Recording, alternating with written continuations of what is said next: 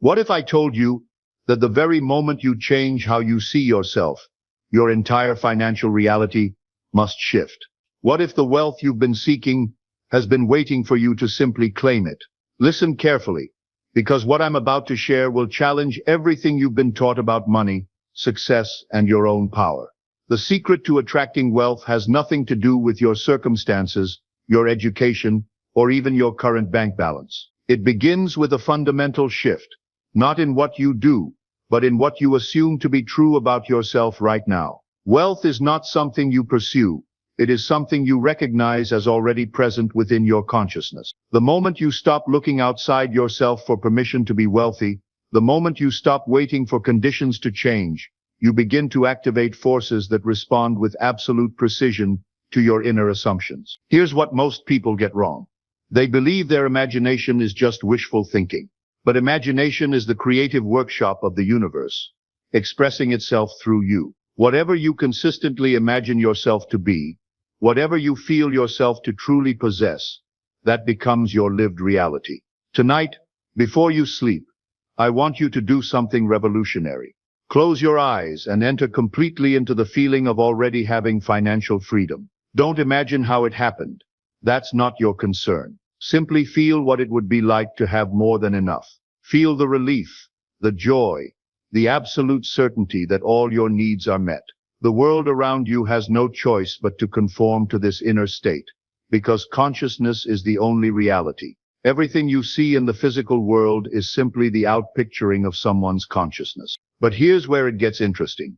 Your word carries creative power. Every conversation you have with yourself, every assumption you make about money, every feeling you entertain about your worthiness, these are not just thoughts. They are commands issued to the creative principle of life.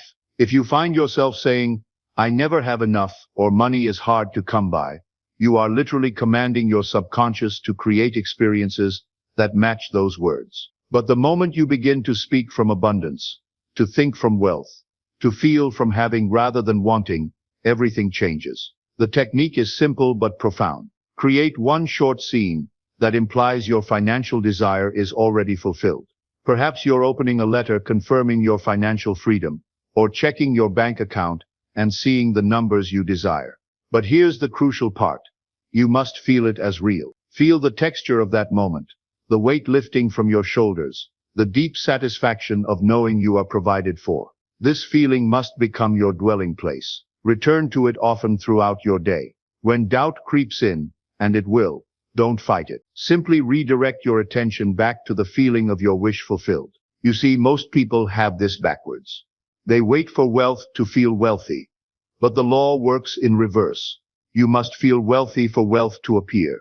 You must assume abundance for abundance to manifest. Your imagination is not idle fantasy. It is the very womb of reality. Everything in your world first existed as an image in consciousness. The device you're using right now, the building you're in, the very clothes on your back, all of it was imagined before it was made real. You are constantly using this creative power, whether you realize it or not. Every time you picture the worst, dwell on problems, or rehearse failure in your mind, you are imagining just as creatively as when you envision success. The difference is in the direction of your attention. Stop worshiping facts. The facts of your current financial situation are nothing more than frozen shadows of previous assumptions. They do not define what's possible for you. The moment you realize this, you become free to choose a new story. Close your eyes right now and ask yourself, what would I see if my desire were already fulfilled? How would I feel? What would I be doing? Step into that scene completely. Touch the details. Hear the sounds. Smell the air. Make it vivid and alive. The more real it becomes in your imagination, the more natural it will become in your physical experience. You don't need to know how it will happen. That's not your job.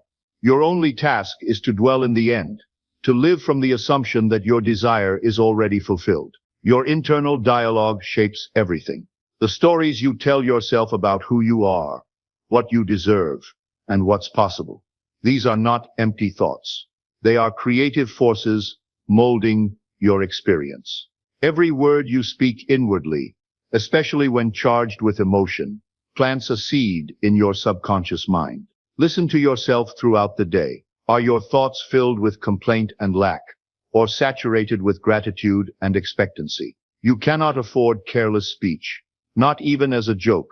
Your subconscious mind takes you at your word and begins immediately to create circumstances that match your dominant inner conversation. Instead of "I'll never get out of this," train yourself to say "everything is working in my favor." Instead of "I can't afford it," affirm "I am always provided for." These aren't just positive affirmations. They are declarations of truth spoken from the consciousness of abundance. Remember, feeling is the secret. Words without feeling are powerless, but words infused with conviction and emotion take deep root. When you speak inwardly, speak with the feeling that what you say is already true. Let your tone be one of calm assurance, the voice of someone who knows. The power to transform your financial reality is not hidden somewhere outside of you. It's not locked away in a course, a book, or a mentor. It exists within your consciousness right now. You are not waiting on life. Life is waiting on you to awaken to what you truly are. The same creative force that moves the stars and governs the tides lives in you as you. When you recognize that consciousness is the only reality, you stop chasing the world and start commanding it. You no longer seek power because you realize you are the power. You were not born to struggle financially.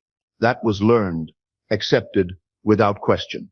But beneath that conditioning is your true nature, creative, abundant, unlimited. The outer world may have taught you scarcity, but your inner world knows no lack. The source of your wealth is not a job, a client, or an economy. Those are merely channels. The real source is your state of consciousness. Hold abundance in mind, and you must experience abundance in form. This is not attraction. This is expression. You are radiating your inner state outward. Turn inward now. Still your mind. Withdraw your attention from the outer clamor and become aware of your thoughts, your feelings, your assumptions. They are not meaningless. They are the blueprint of your reality. Begin this moment to assume you are already the person who lives abundantly. Not someday, now. Feel the reality of being provided for. Feel the certainty that what you need is already prepared. Let go of the question how and enter the state of "it is done." When you consistently dwell in this consciousness, outer changes become inevitable, not because you force them, but because you have aligned with a higher truth. You are using the gift of imagination not to escape life, but to shape it according to your highest vision. Do not look to others for permission. Do not wait for circumstances to become favorable. The moment you shift your inner state, the moment you say within yourself, "I am," you set the creative law in motion. You already possess this power. It has always been yours. All that is required is your conscious decision to use it, to believe that what you seek already exists within you, to walk in the awareness that your world is not happening to you, but flowing from you. Wealth begins in consciousness, because consciousness is where everything begins, not in a bank account or business strategy. Those are effects, not causes. The root of lasting prosperity lies in the invisible realm of thought, feeling, and identity. You cannot harvest abundance until you have first planted abundance in your mind. Your consciousness is the soil, and what grows must reflect what has been sown. True wealth flows from inner awareness, how you see yourself, what you believe about your worthiness, what you assume to be true about your relationship with abundance itself. When your inner state reflects prosperity, the outer world must harmonize with it. Feel into the state of wealth now, not as something you hope to achieve someday, but as something you are claiming in this moment. This is not pretense. It is alignment with the truth that everything already exists in infinite potential, waiting for your recognition. The common error is looking outward and reacting to appearances. But what you see is the result of past states of consciousness. To break the cycle, you must act from the unseen, trust the invisible. You are not subject to appearances unless you accept them as final. Ask yourself, What do I truly believe about wealth, about money, about my worthiness to receive? These beliefs are living energies, shaping your experience. If limiting beliefs exist, you need not force them away. Simply observe without judgment, and choose a new assumption. Begin affirming, wealth flows to me with ease. I am worthy of abundance. Life supports me fully. Say it until it feels natural, until it becomes part of who you know yourself to be. You are not merely repeating words. You are stepping into a new reality, shifting your inner atmosphere. That shift, though invisible at first, begins to reconfigure your world.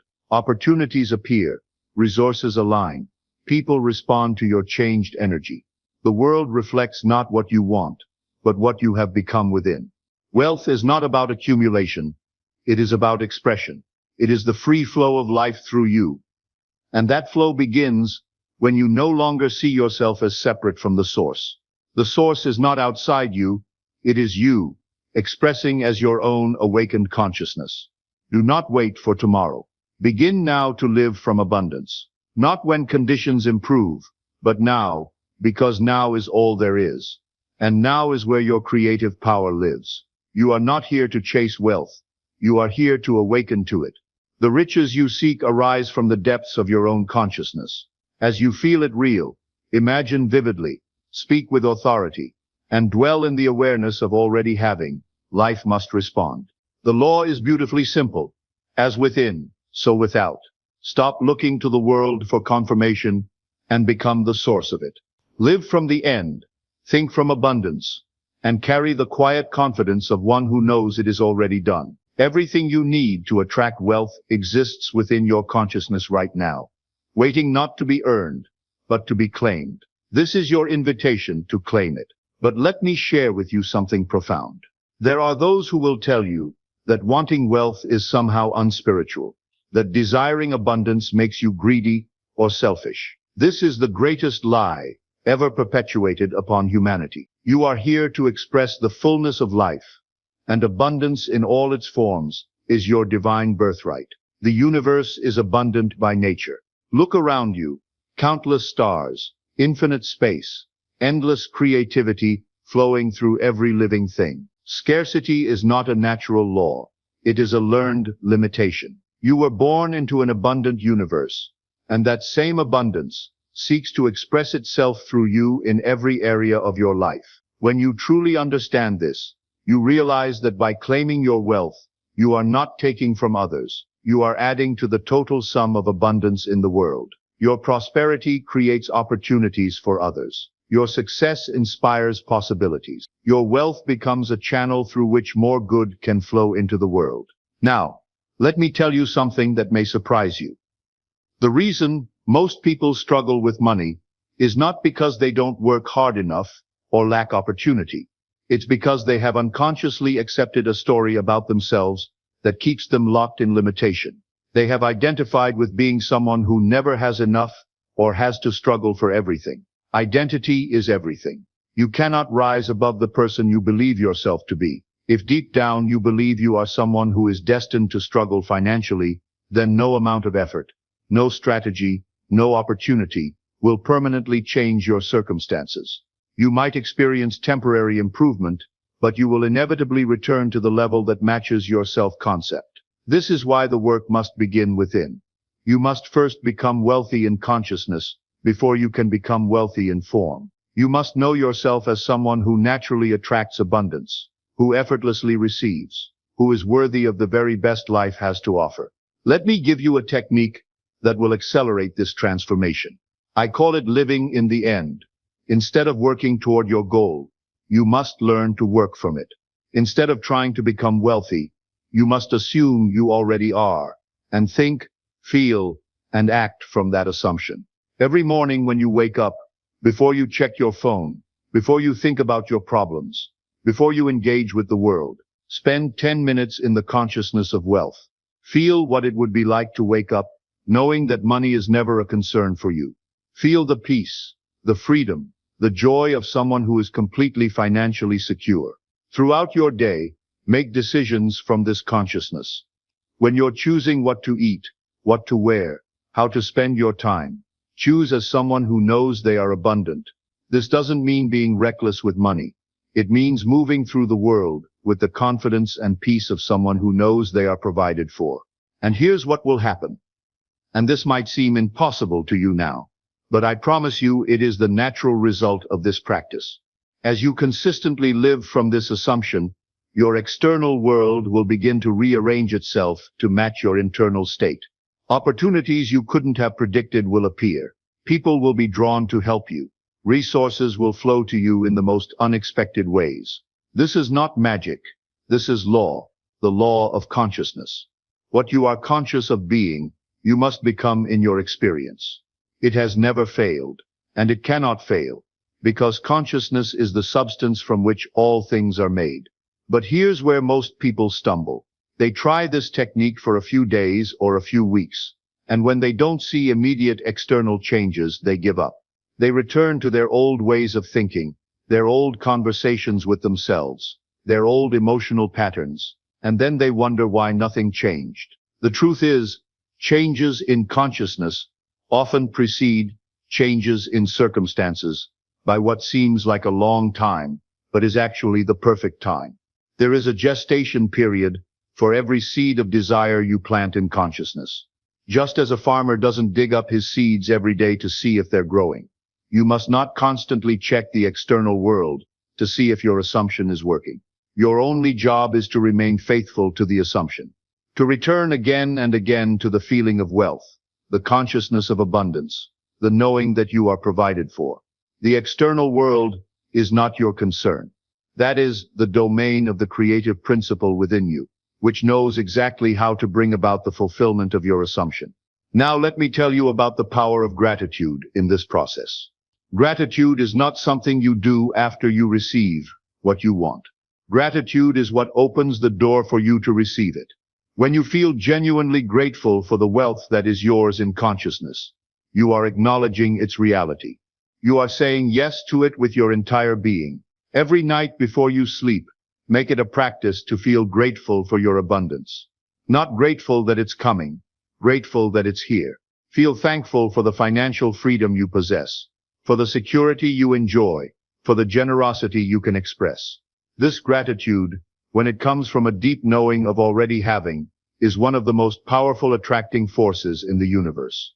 But I want to address something that creates confusion for many people. They ask, if I'm supposed to feel wealthy now, does that mean I should spend money I don't have? Should I act irresponsibly with my finances? The answer is no. Living from the consciousness of wealth means making wise decisions from a place of inner security, not making foolish decisions from a place of pretense. When you truly feel wealthy within, you naturally make choices that honor and protect your resources. You don't spend from fear or lack, but neither do you spend from a need to prove something. You move with the wisdom and discernment of someone who understands the value of what they have and knows more is always available. The consciousness of wealth includes the consciousness of wisdom. It includes knowing when to spend, when to save, when to invest, when to give. These decisions flow naturally from the inner knowing of abundance, not from anxiety about scarcity. Let me share with you one of the most important principles you'll ever learn about attracting wealth. You must become comfortable receiving. So many people are comfortable giving, comfortable working, comfortable struggling, but deeply uncomfortable receiving. They feel guilty when good things come to them, as if they don't deserve it or haven't earned it. This discomfort with receiving creates a block in the flow of abundance. It's like trying to fill a cup while simultaneously poking holes in the bottom. No matter how much flows in, it flows right back out because you don't believe you should have it. Practice receiving in small ways. When someone offers to pay for your coffee, let them. When someone gives you a compliment, simply say thank you instead of deflecting it. When unexpected money comes to you, even if it's just finding $1 on the street, receive it with joy and gratitude. As you become more comfortable receiving small things, you expand your capacity to receive larger things. The universe is always seeking to give to you, but it can only give what you are willing and able to receive. Here's another crucial point that will transform your relationship with money. Stop making money more important than it is, and stop making it less important than it is. Money is simply a symbol, a tool, a means of exchange. It has no power except what you give it. It is neither good nor evil. It simply is. When you make money your God, when you think it will solve all your problems and make you happy, you give it a power it doesn't possess. When you demonize money, when you think it's the root of all evil, or that spiritual people shouldn't want it, you push away something that could be a beautiful tool for good in your life. The healthy relationship with money is to see it as a wonderful servant, but a terrible master. When you are conscious of your true worth, when you know that your value comes from who you are, rather than what you have, then money becomes a delightful addition to your life, rather than a desperate necessity. From this consciousness, money flows more easily, because you're not grasping for it out of fear. You're not repelling it out of guilt. You're simply allowing it to flow as naturally as breath, taking what you need and sharing what you can. Now let me address the question that's probably arising in your mind. How long does this take? The answer depends entirely on how completely you can accept the new story about yourself and how consistently you can live from it. Some people experience dramatic shifts within days or weeks of truly embracing their identity as abundant beings. Others take months or even years to fully transform their consciousness and see corresponding changes in their external world. The timing is not what matters. The certainty of the outcome is what matters. What I can promise you is this: if you persist in the consciousness of wealth, if you refuse to return to the old story of lack and limitation, if you make the feeling of abundance your dwelling place, then the external change is not just possible, it is inevitable. The challenge is that your current circumstances will try to pull you back into the old story. Your bank account, your bills, your current income, they will all seem to argue against your new assumption. This is where faith comes in. Not blind faith, but faith rooted in understanding. You must understand that what you see with your physical eyes is the result of past consciousness. It is old news. It is the fruit of seeds you planted in consciousness, weeks, months, or years ago. It has nothing to do with what you're planting now, and everything to do with what you planted then. When you truly grasp this, you can look at your current financial situation with complete peace, knowing that it's simply the outpicturing of your former state of consciousness. You don't need to fight it or feel bad about it.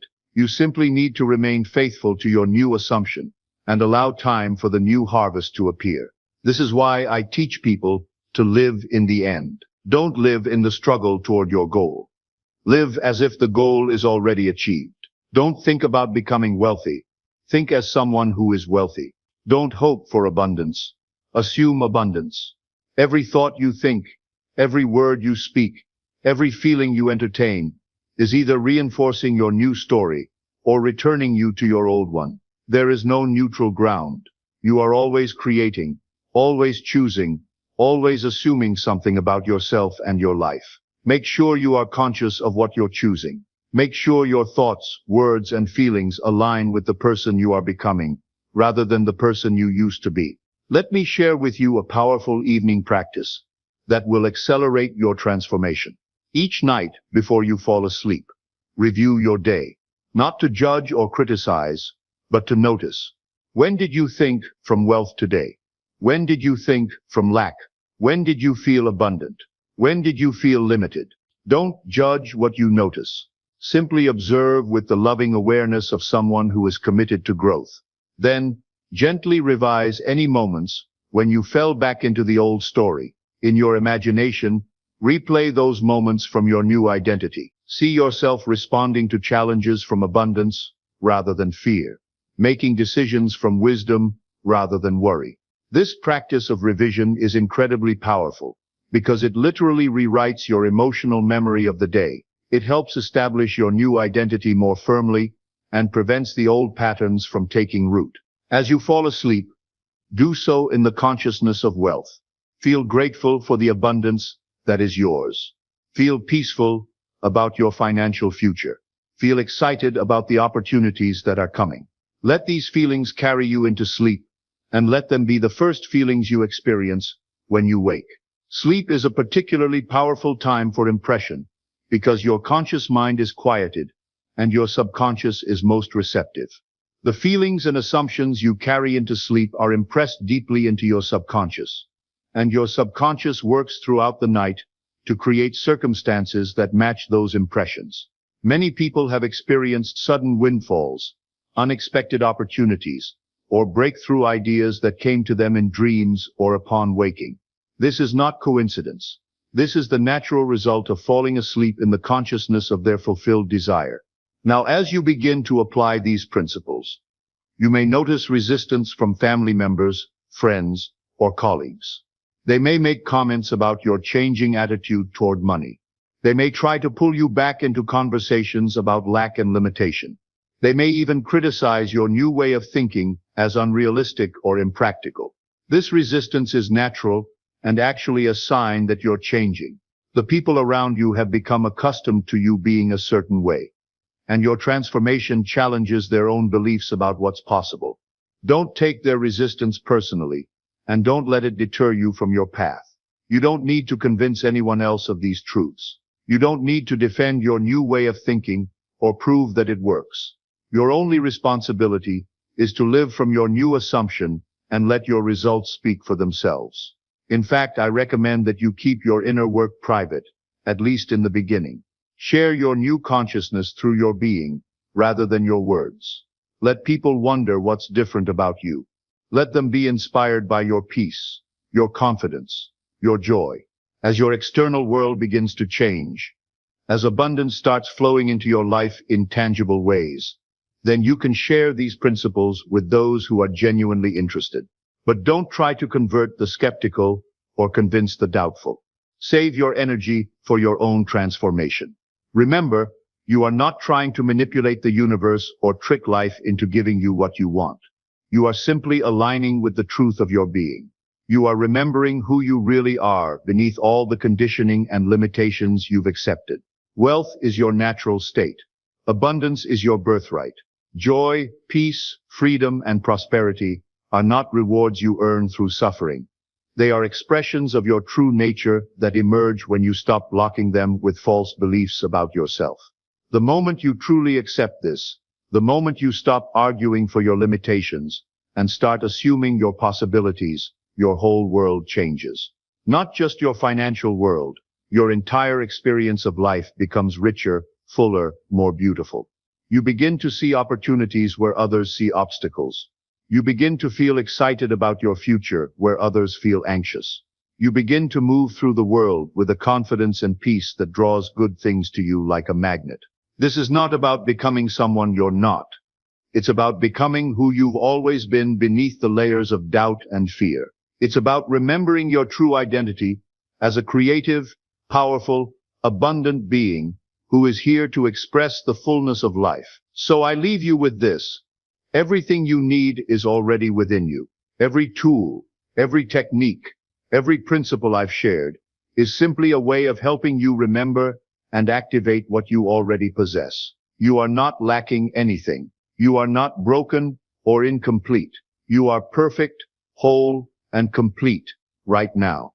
And your abundance is simply the natural expression of that perfection. Begin today. Begin now. Assume you are wealthy, and let that assumption guide every thought, every feeling, every action. Live as if it's already true, because in the realm of consciousness, where all things are created, it already is. Your wealth is not coming to you, it's coming through you. You are not attracting abundance, you are expressing it. You are not trying to become prosperous, you are recognizing the prosperity that has always been your true nature. This is your moment. This is your invitation. This is your time to step into the fullness of who you really are and claim the abundance that has always been yours. The only question is, will you accept it? Everything you need to attract wealth exists within your consciousness right now, waiting not to be earned, but to be claimed. This is your invitation to claim it. What if I told you that every prayer you've ever whispered, every desire you've ever held, every dream you've ever dared to dream already exists in its completed form? What if the only thing standing between you and the life you long for is not time, not circumstance, not worthiness, but a single sacred understanding that feeling is the secret. You have been taught to chase, to strive, to work your way toward what you want as if it were a distant shore you must swim to reach. But I tell you now, you are not swimming toward your desires. Your desires are swimming toward you. They are drawn by the magnetic force of your inner state, the vibrational signature you carry in the sanctuary of your being. The world you see is not the cause of your feelings. It is the effect. Every condition, every circumstance, every face that looks back at you is simply the outer garment of an inner state you have worn so consistently that it has become your reality. And here is the mystery they don't want you to grasp. You change the feeling, and you change the world. There is a law older than time, more reliable than gravity, more certain than death.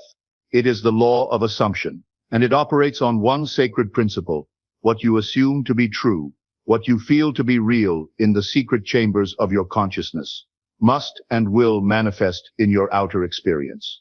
Not because the universe is kind, not because you deserve it, not because you've been good, or worked hard, or suffered enough, but because consciousness is the only reality, and all phenomena are simply consciousness pushed out into visible form. You are not a body housing a soul. You are consciousness wearing the mask of flesh. You are not a victim of circumstance. You are the operant power, the first cause, the I am from which all conditions flow. When you truly understand this, when you feel it in your bones, everything changes. The beggar stops begging because he remembers he is the king. The sick stop seeking healing because they realize they are wholeness itself. The lonely stop searching for love because they discover they are love, looking at itself through a million eyes. But here is where most stumble. They think feeling means emotion. They think it means getting excited, pumping themselves up, generating enthusiasm, like some spiritual cheerleader. This is not feeling. This is performance. This is trying. And trying is the confession that you don't already have. The feeling I speak of is deeper than emotion. It is the wordless knowing, the silent certainty, the unshakable assumption that what you desire has already come to pass. It is the feeling of fulfillment before the evidence appears. It is the sense of completion before the first thread of manifestation is woven. When you want money, you must feel wealthy before the bank account changes. When you desire love, you must feel beloved before the lover appears. When you seek health, you must feel vital before the symptoms disappear. This is not delusion. This is creation. You have been feeling your way into your current reality your entire life. Every persistent mood, every repeated inner conversation, every assumption you've held about yourself and your world has been sculpting your experience like water shapes stone. The homeless man feels homeless long before he loses his house. The wealthy feel wealthy long before they see the millions. The loved feel lovable long before they meet their match. Feeling is the womb of creation. Nothing has ever been born into this world that was not first gestated in the feeling nature of consciousness. Here is the reversal that will shatter every limitation you've ever accepted. You do not feel good because good things happen to you. Good things happen to you because you feel good. You do not feel confident because you succeed. You succeed because you feel confident. You do not feel worthy because you receive. You receive because you feel worthy. The outer world is always the echo, never the voice. It is always the shadow, never the substance. It is always the mirror, never the face. And until you understand this, you will remain trapped in the house of mirrors, reacting to reflections, trying to change the image by manipulating the glass. But when you turn away from the mirror and face the light, when you turn inward to the feeling nature of your being, everything begins to shift. Not in time, now. The moment you assume the feeling of your wish fulfilled, that assumption begins to harden into fact. This is why the mystics spoke of living in the end, not living toward the end, but living from the end, not acting as if your desire might come true someday, but acting as if it has already happened, not hoping it will manifest, but knowing it has already materialized in the only place that matters, consciousness. Each night, as you prepare for sleep, you are given a holy opportunity. In that drowsy state between waking and sleeping, the conscious mind releases its grip and the subconscious becomes impressionable. This is your moment of power. This is your time to plant the seeds of tomorrow's harvest. Do not waste it on worry. Do not squander it on rehashing the day's defeats. Instead, construct a scene that implies the fulfillment of your desire. See it, feel it, live in it. If you desire love, feel the warmth of loving arms around you. If you seek abundance, feel the security of knowing all your needs are met. If you want healing, feel the vitality coursing through your veins. But, and this is crucial, do not construct these scenes as future events. Live in them as present realities. Do not say, I will be loved. Say, I am loved. Do not say, I will have money. Say, I am provided for. Do not say, I will be healed. Say, I am whole. The subconscious mind does not reason. It does not argue. It does not know the difference between what you imagine and what you experience. It simply accepts what you impress upon it and works to make that impression your outer experience. Sleep in the feeling of your wish fulfilled. Rest in the assumption of its completion. Let your last conscious thought be the whisper of your fulfilled desire, and watch as the outer world begins to reorganize itself around that inner conviction. Your inner conversations are not idle chatter. They are the most creative thing you do.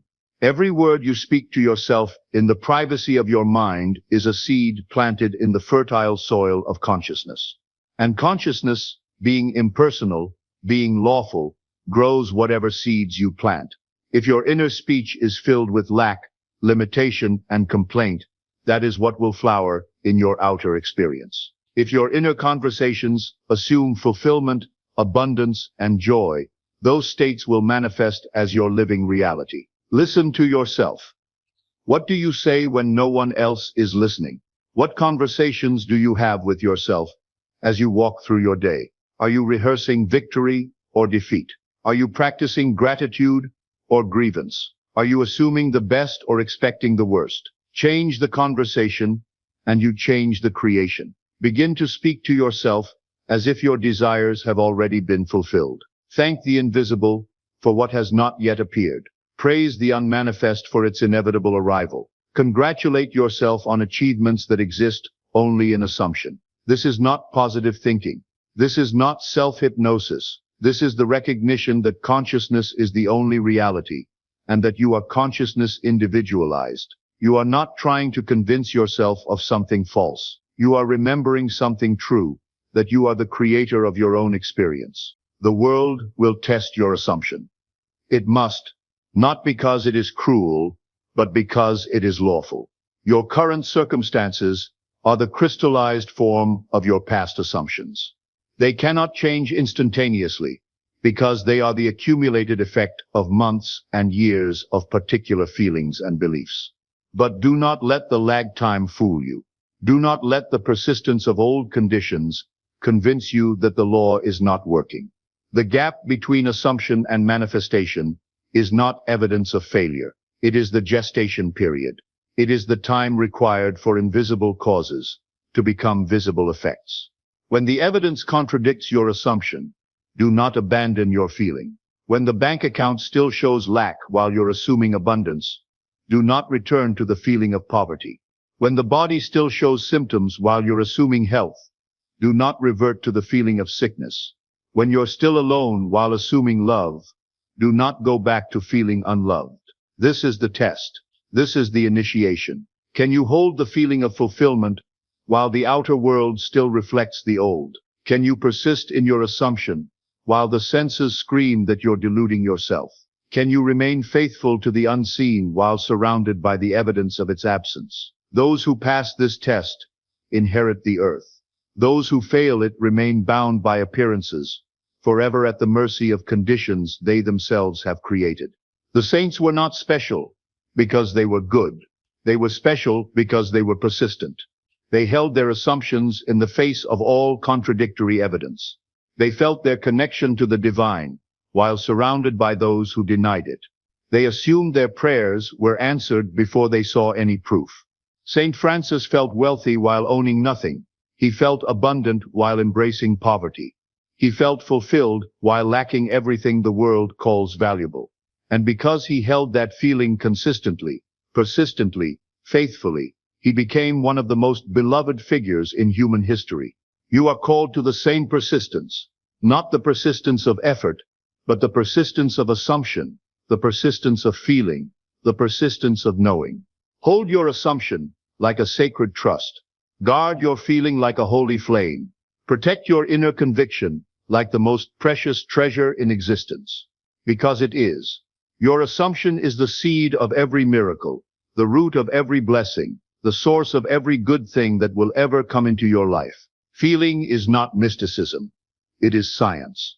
Quantum physics has confirmed what the mystics always knew. Consciousness is the ground of being. The observer affects the observed. Mind shapes matter. Attention creates reality. Every atom in your body is responding to your inner state right now. Every cell is listening to the conversations you have with yourself. Every organ is attuning itself to the frequency you emit. You are not just creating your external circumstances. You are creating your very body, your health, your energy, your vitality. When you assume sickness, your body obliges. When you assume vitality, every cell begins to vibrate with life. When you assume poverty, your nervous system creates the stress patterns that push abundance away. When you assume wealth, your entire being aligns with the frequency of prosperity. This is not metaphor. This is mechanism. This is not philosophy. This is physics. You are a consciousness operating through a body, and that body is constantly reshaping itself according to your dominant assumptions and feelings. Feel healthy, and health becomes your natural state. Feel wealthy, and wealth becomes your inevitable experience. Feel loved, and love surrounds you like the air you breathe. This knowledge brings with it a tremendous responsibility. If you are the creator of your own experience, then you can no longer blame others for your condition. You can no longer point to external circumstances as the source of your problems. You can no longer play the victim of forces beyond your control. But with that responsibility comes the most incredible freedom. If you created your current reality through your past assumptions and feelings, then you can create a new reality through new assumptions and feelings. You are not trapped. You are not stuck. You are not at the mercy of fate, genetics, economy, or luck. You are the master of your fate, the captain of your soul, the author of your story. Every chapter you have written, you can rewrite. Every condition you have created, you can recreate.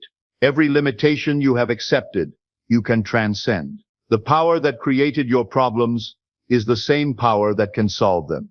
The consciousness that assumed lack can assume abundance. The mind that felt unworthy can feel deserving. The heart that knew loneliness can know love. Make this your daily practice. Begin each morning by assuming the feeling of your wish fulfilled. Before you read the news, before you allow the world to tell you who you are and what you have, spend time in the secret place of your consciousness, feeling as if your deepest desires have already materialized. If you want perfect health, feel the energy and vitality flowing through your body. If you desire loving relationships, feel yourself surrounded by those who cherish you. If you seek financial freedom, feel the security and peace that comes with abundance. Do not do this as a technique to get something. Do it as a recognition of what already is in the realm of consciousness. Do not assume the feeling to manipulate reality. Assume it because you understand that consciousness is reality. And what you assume in consciousness must manifest in experience. Throughout the day, return again and again to this feeling.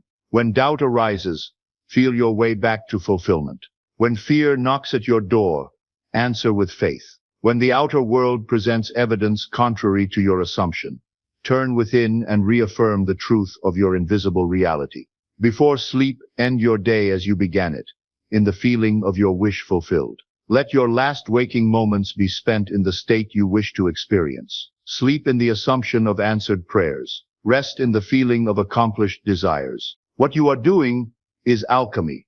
You are transmuting the base metal of present circumstances into the gold of desired conditions. You are taking the raw material of consciousness and shaping it into the experiences you wish to have. This is the greatest art, the highest science, the most sacred practice. You are participating in the ongoing creation of reality. You are collaborating with the infinite intelligence that breathes life into all things. You are discovering that you and the creative power of the universe are one. Every assumption you make is a prayer answered. Every feeling you persist in is a law enacted. Every state you embody is a world created. You are not waiting for God to change your circumstances. You are God changing your circumstances. You are not hoping the universe will grant your wishes. You are the universe granting your wishes. And here is the promise. Persist in any assumption, and it must manifest in your experience. Hold any feeling consistently, and it will crystallize as your reality. Assume any state persistently, and you will find yourself living in that state. But here is the warning. This law works whether you understand it or not, whether you believe it or not, whether you use it consciously or unconsciously. You are always assuming. You are always feeling. You are always creating. The question is not whether you will manifest. The question is what you will manifest. If you assume lack, you will experience poverty. If you assume unworthiness, you will be treated as unworthy. If you assume sickness, your body will comply. If you assume limitation, you will find yourself limited at every turn. But if you assume abundance, wealth will flow to you. If you assume worthiness, life will treat you as the royalty you are. If you assume perfect health, vitality will be your natural state. If you assume infinite possibility, limitations will dissolve before you like morning mist, before the rising sun. Right now in this moment, you stand at the crossroads of all possibility. Behind you lies the old way of living, reactive, hopeful, dependent on external conditions for your inner state. Ahead of you lies the new way, creative, certain, generating your outer conditions from your inner state. You can continue to live as if you are at the mercy of circumstances, waiting for the world to change so you can feel better. Or you can begin to live as if you are the source of circumstances, feeling better so the world will change. You can keep trying to manifest through effort, struggle, and force. Or you can begin to manifest through assumption, feeling, and faith. You can remain a beggar at the gates of your own kingdom, or you can walk through those gates and claim the throne that has always been yours. The choice is yours. It has always been yours. It will always be yours. If you choose the path of assumption, if you dare to make feeling your secret, then everything begins now. Not tomorrow. Not when conditions improve. Not when you feel more worthy. Now. Assume now that your deepest desire has already been fulfilled. Feel now as if your greatest dream has already come true. Live now as if your most cherished hope has already materialized. Do not wait for evidence. Be the evidence. Do not look for signs. Be the sign. Do not hope for proof. Be the proof. You are not preparing for manifestation. You are manifesting. You are not getting ready to create. You are creating. You are not moving toward your desires. Your desires are moving through you. Feel it, know it, live it, and watch in wonder as the world reorganizes itself around the truth you have dared to assume. Feeling is the secret. It always has been. It always will be. And now that you know, you can never unknow. Now that you understand, you can never go back to unconscious creation. You are awakening to your power. You are remembering your divinity. You are discovering that you are not a victim of reality. You are the creator of reality, and that changes everything. The feeling is the secret, and the secret is now yours. Let me share something vital with you. You are not here to learn how to hear what you want. You are here to awaken to the realization that you already have it. The very act of trying to manifest implies a state of life, and this is precisely what keeps you from your desires. Think for a moment about your breathing. Do you try to breathe? Do you wake up each morning with a detailed plan upon you will successfully inhale and exhale throughout the day? Of course not. Breathing is natural. It is automatic. It is already yours. This is exactly how manifestation works. Yet we've complicated it with endless techniques and methods. When you entered this room tonight, did you doubt that the chair would support you when you sat down?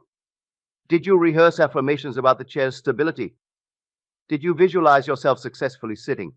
No, you simply sat, knowing with complete certainty that the chair would support you. This absolute knowing, this natural assumption, is the state from which all manifestation flows. Consider how you use your imagination throughout the day. When you're wife, you don't try to imagine negative scenarios. They flow effortlessly.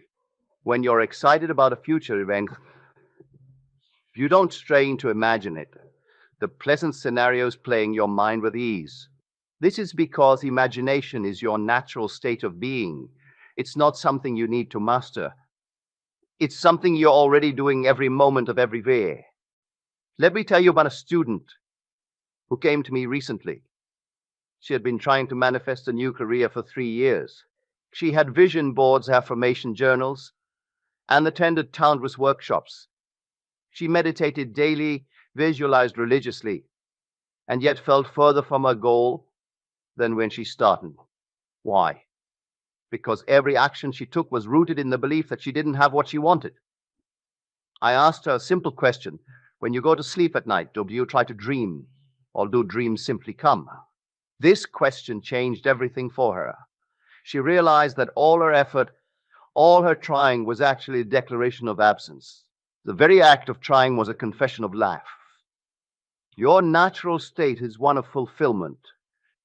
Just as a seed contains within it everything needed to become a mighty oak, you contain within you everything you could ever desire. The oak doesn't try to become. It simply unfolds according to its nature. Your desires are not something to be achieved. They are something to be revealed. Think about when you're engrossed in a good book or lost in a movie. You don't try to imagine the scenes. They naturally form in your mind. The characters become real. Their world becomes your world, and you experience every emotion as if it were happening to you. This is the natural power of your consciousness. It doesn't require effort. It requires allowing. Many of you have heard the phrase living in the end, but I want you to understand something crucial tonight. You are always living in the end of some assumption. Right now, you're living in the end of all your current assumptions about yourself and your world. These assumptions didn't require effort to maintain. They simply became your reality through acceptance. When you wake up in the morning, you don't try to be yourself, you simply are. You don't try to remember your name or your past experiences. They are simply there as part of your consciousness. This is how natural manifestation should feel. It's not about trying, it's about being. Let me share another profound truth. The feeling of effort in manifestation is actually resistance to what already is. When you try to manifest something, you're unknowingly pushing against your natural state of abundance. It's like trying to force a door open, but it's already unlocked. The very effort prevents the simple action of turning the handle. Consider a time when you fell in love. Did you try to feel love? Did you follow a 5-step process to generate those butterflies in your stomach? No, the feeling came naturally because you allowed it. The same is true for every state of consciousness. You don't need to try to enter a state. You need only to allow yourself to be aware of it. Many of you have created the elaborate rituals around manifestation. You convince yourselves that without these specific actions, without this precise sequence of steps, your desires cannot manifest. But I tell you now, these rituals are like training wheels on a bicycle. They may have helped you understand the concept, but they are not the essence of the ride. Think about your current financial situation. Whether you have abundance or scarcity in your bank account, you didn't have to try to maintain that state. It exists because of your deep, unwavering assumptions about money. These assumptions weren't created through effort. They were absorbed through experience and acceptance. The same is true for your relationships, your health, your career. Every aspect of your life is a reflection of assumptions you hold without effort. The key to transformation isn't in trying harder. It's in recognizing that a new state of consciousness is already available to you. I want you to notice something right now. Notice how effortlessly you're listening to my words. Notice how naturally the meanings form in your mind. Notice how easily you understand what I'm saying without trying to understand. This effortless comprehension is your natural state. Manifestation should be just as efficacious. Let me share with you what happened when I first understood this truth. I have been studying these principles for years, diligently practicing techniques, following every method I could find. But one day, while watching a sunset, I realized something profound. The sun didn't try to set. The colors didn't try to be beautiful. The moment didn't try to be perfect. It simply was. In that moment, I understood that all my trying had been an elaborate distraction from a simple truth. I already was what I was trying to become. The very consciousness that allowed me to conceal my desires was the same consciousness that contained their fulfillment. Think about the time when you received unexpected good news. In that moment, did you try to feel joy? Did you attempt to manufacture happiness? No, the feeling flowed naturally from the assumption of good fortune. This is how manifestation works. It's not about trying to feel a certain way. It's about allowing yourself to assume a new state of being. Many of you have created vision boards and written detailed lists of your desires. These can be wonderful tools for clarification, but they become obstacles when you believe they are necessary for manifestation. The truth is, your desire exists because its fulfillment exists. They are two sides of the same coin. Consider how easily you recognize yourself in a mirror. You don't try to remember what you look like. You simply know it's you. This immediate recognition is how natural your desired state should feel. It's not something to achieve, it's something to recognize as already true. I'm reminded of a gentleman who attended one of my lectures. He had been trying to manifest a specific position in his company for 2 years. He had done everything right, visualization, affirmations, action steps. But the position remained elusive. When I explained this principle to him, he realized that his very dedication to the process was a declaration that didn't have what he wanted. That night, he stopped trying. Instead, he simply assumed the position was his. He didn't visualize it, affirm it, or take any special actions. He just knew it was done. Within a week, circumstances rearranged themselves, and he was offered the position. Not because he tried harder, but because he stopped trying altogether. Your world right now, every detail of it, exists without effort on your part. You don't try to maintain your current circumstances, they simply are.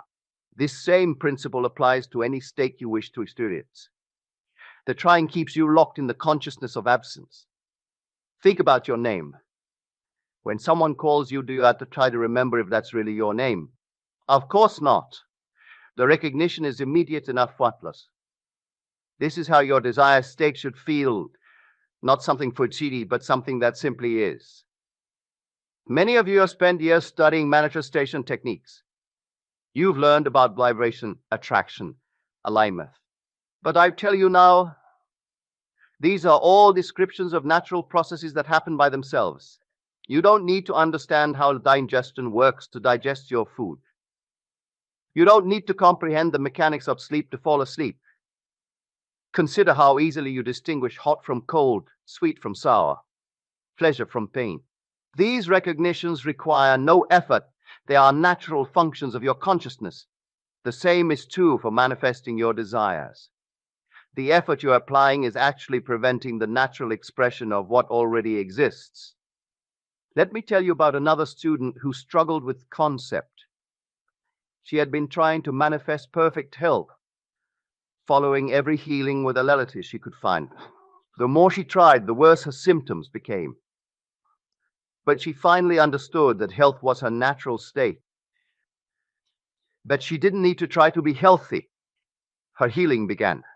Not because she did anything different, but because she stopped doing altogether. Your consciousness is the only reality. Right now, you're conscious of being someone who needs to try to manifest desires. But I tell you, it's consciousness itself is what needs to shift. Not through effort, but through recognition. Think about how you know you exist. You need to prove it to yourself. Do you need to try to be? No, your existence is self-evident. It requires no proof, no maintenance.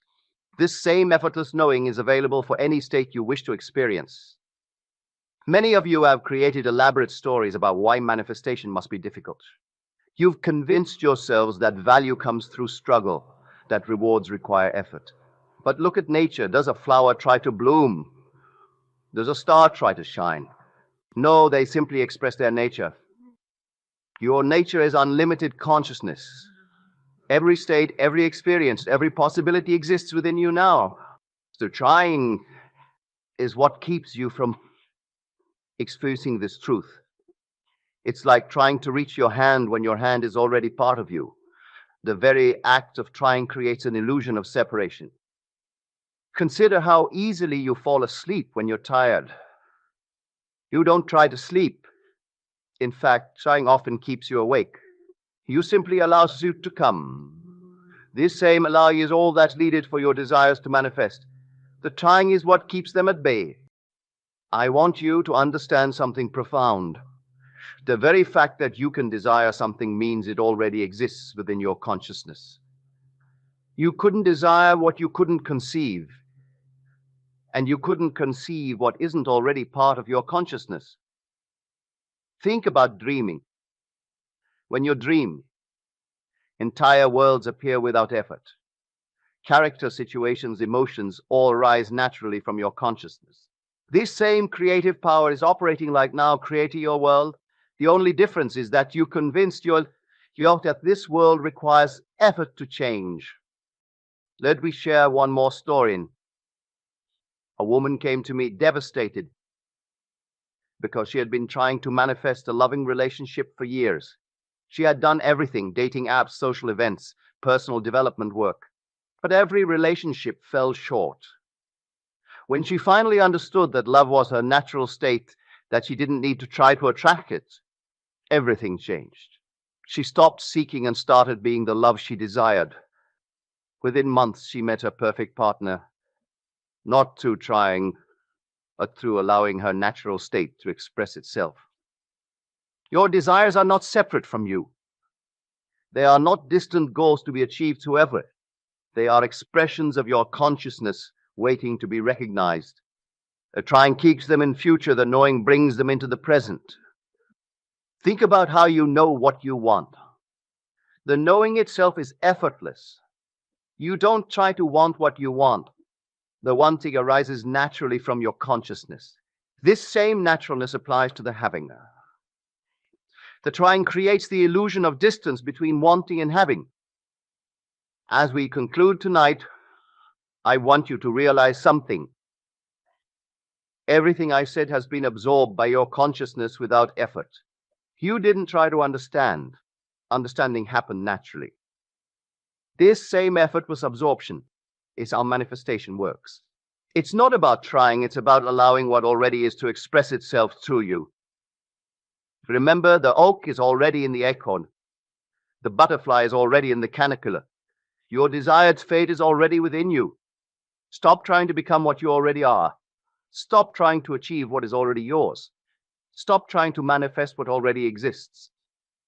Your only task is to allow your natural state of fulfillment to express itself. This allowing requires no effort, no techniques, no special practices. It requires only the recognition that what you seek is already yours. Let this understanding sink into your consciousness now. Feel the relief of knowing that you don't have to try anymore. Feel the freedom of recognizing that what you desire already exists within you. Feel the peace of allowing your natural state of fulfillment to express itself. You are not here to learn how to manifest. You are here to remember that manifestation is your natural state. Everything you desire is already yours. The trying was the only thing keeping it from your experience. Go forth now, not in effort, but in the quiet comfort of knowing that you already have everything you desire. Let this knowing guide your steps, shape your thoughts, and create your reality, not through trying, but through being what you already are. For in truth, you have never lacked anything. You have never been separate from your desires. You have never needed to try. You have always been complete, whole, and fulfilled. The only change needed is in your recognition of this eternal truth. And with this recognition, your world will transform. Not because you tried to change it, but because you allowed it to reflect what was always true. Your natural state of fulfillment will express itself in every area of your life, creating exactly what you desire without ease, without trying, without struggle. For this is the true art of manifestation, not doing, but being, not trying, but allowing, not becoming, but recognizing what already is. And now you know. And knowing is enough. Let this truth settle into your consciousness. Let it transform your world. Let it set you free from the bondage of trial. For in this freedom, in this natural state of being, everything you desire will flow to you as naturally as breath flows to your lungs and light flows from the sun. Treat of how you experience memory. When you recall a happy moment from your past, do you, stranger, remember the joy? Do you employ techniques to access that feeling? No, the memory and its associated emotion arise naturally in your consciousness. Consider this. Right now, as you sit here, you are simultaneously aware of being in this room and being the person you know yourself to be. This dual awareness requires no effort. You don't try to maintain your identity while being present in this space. Most states of consciousness coexist effortlessly. Many of you have created a practice of what you call living in the end.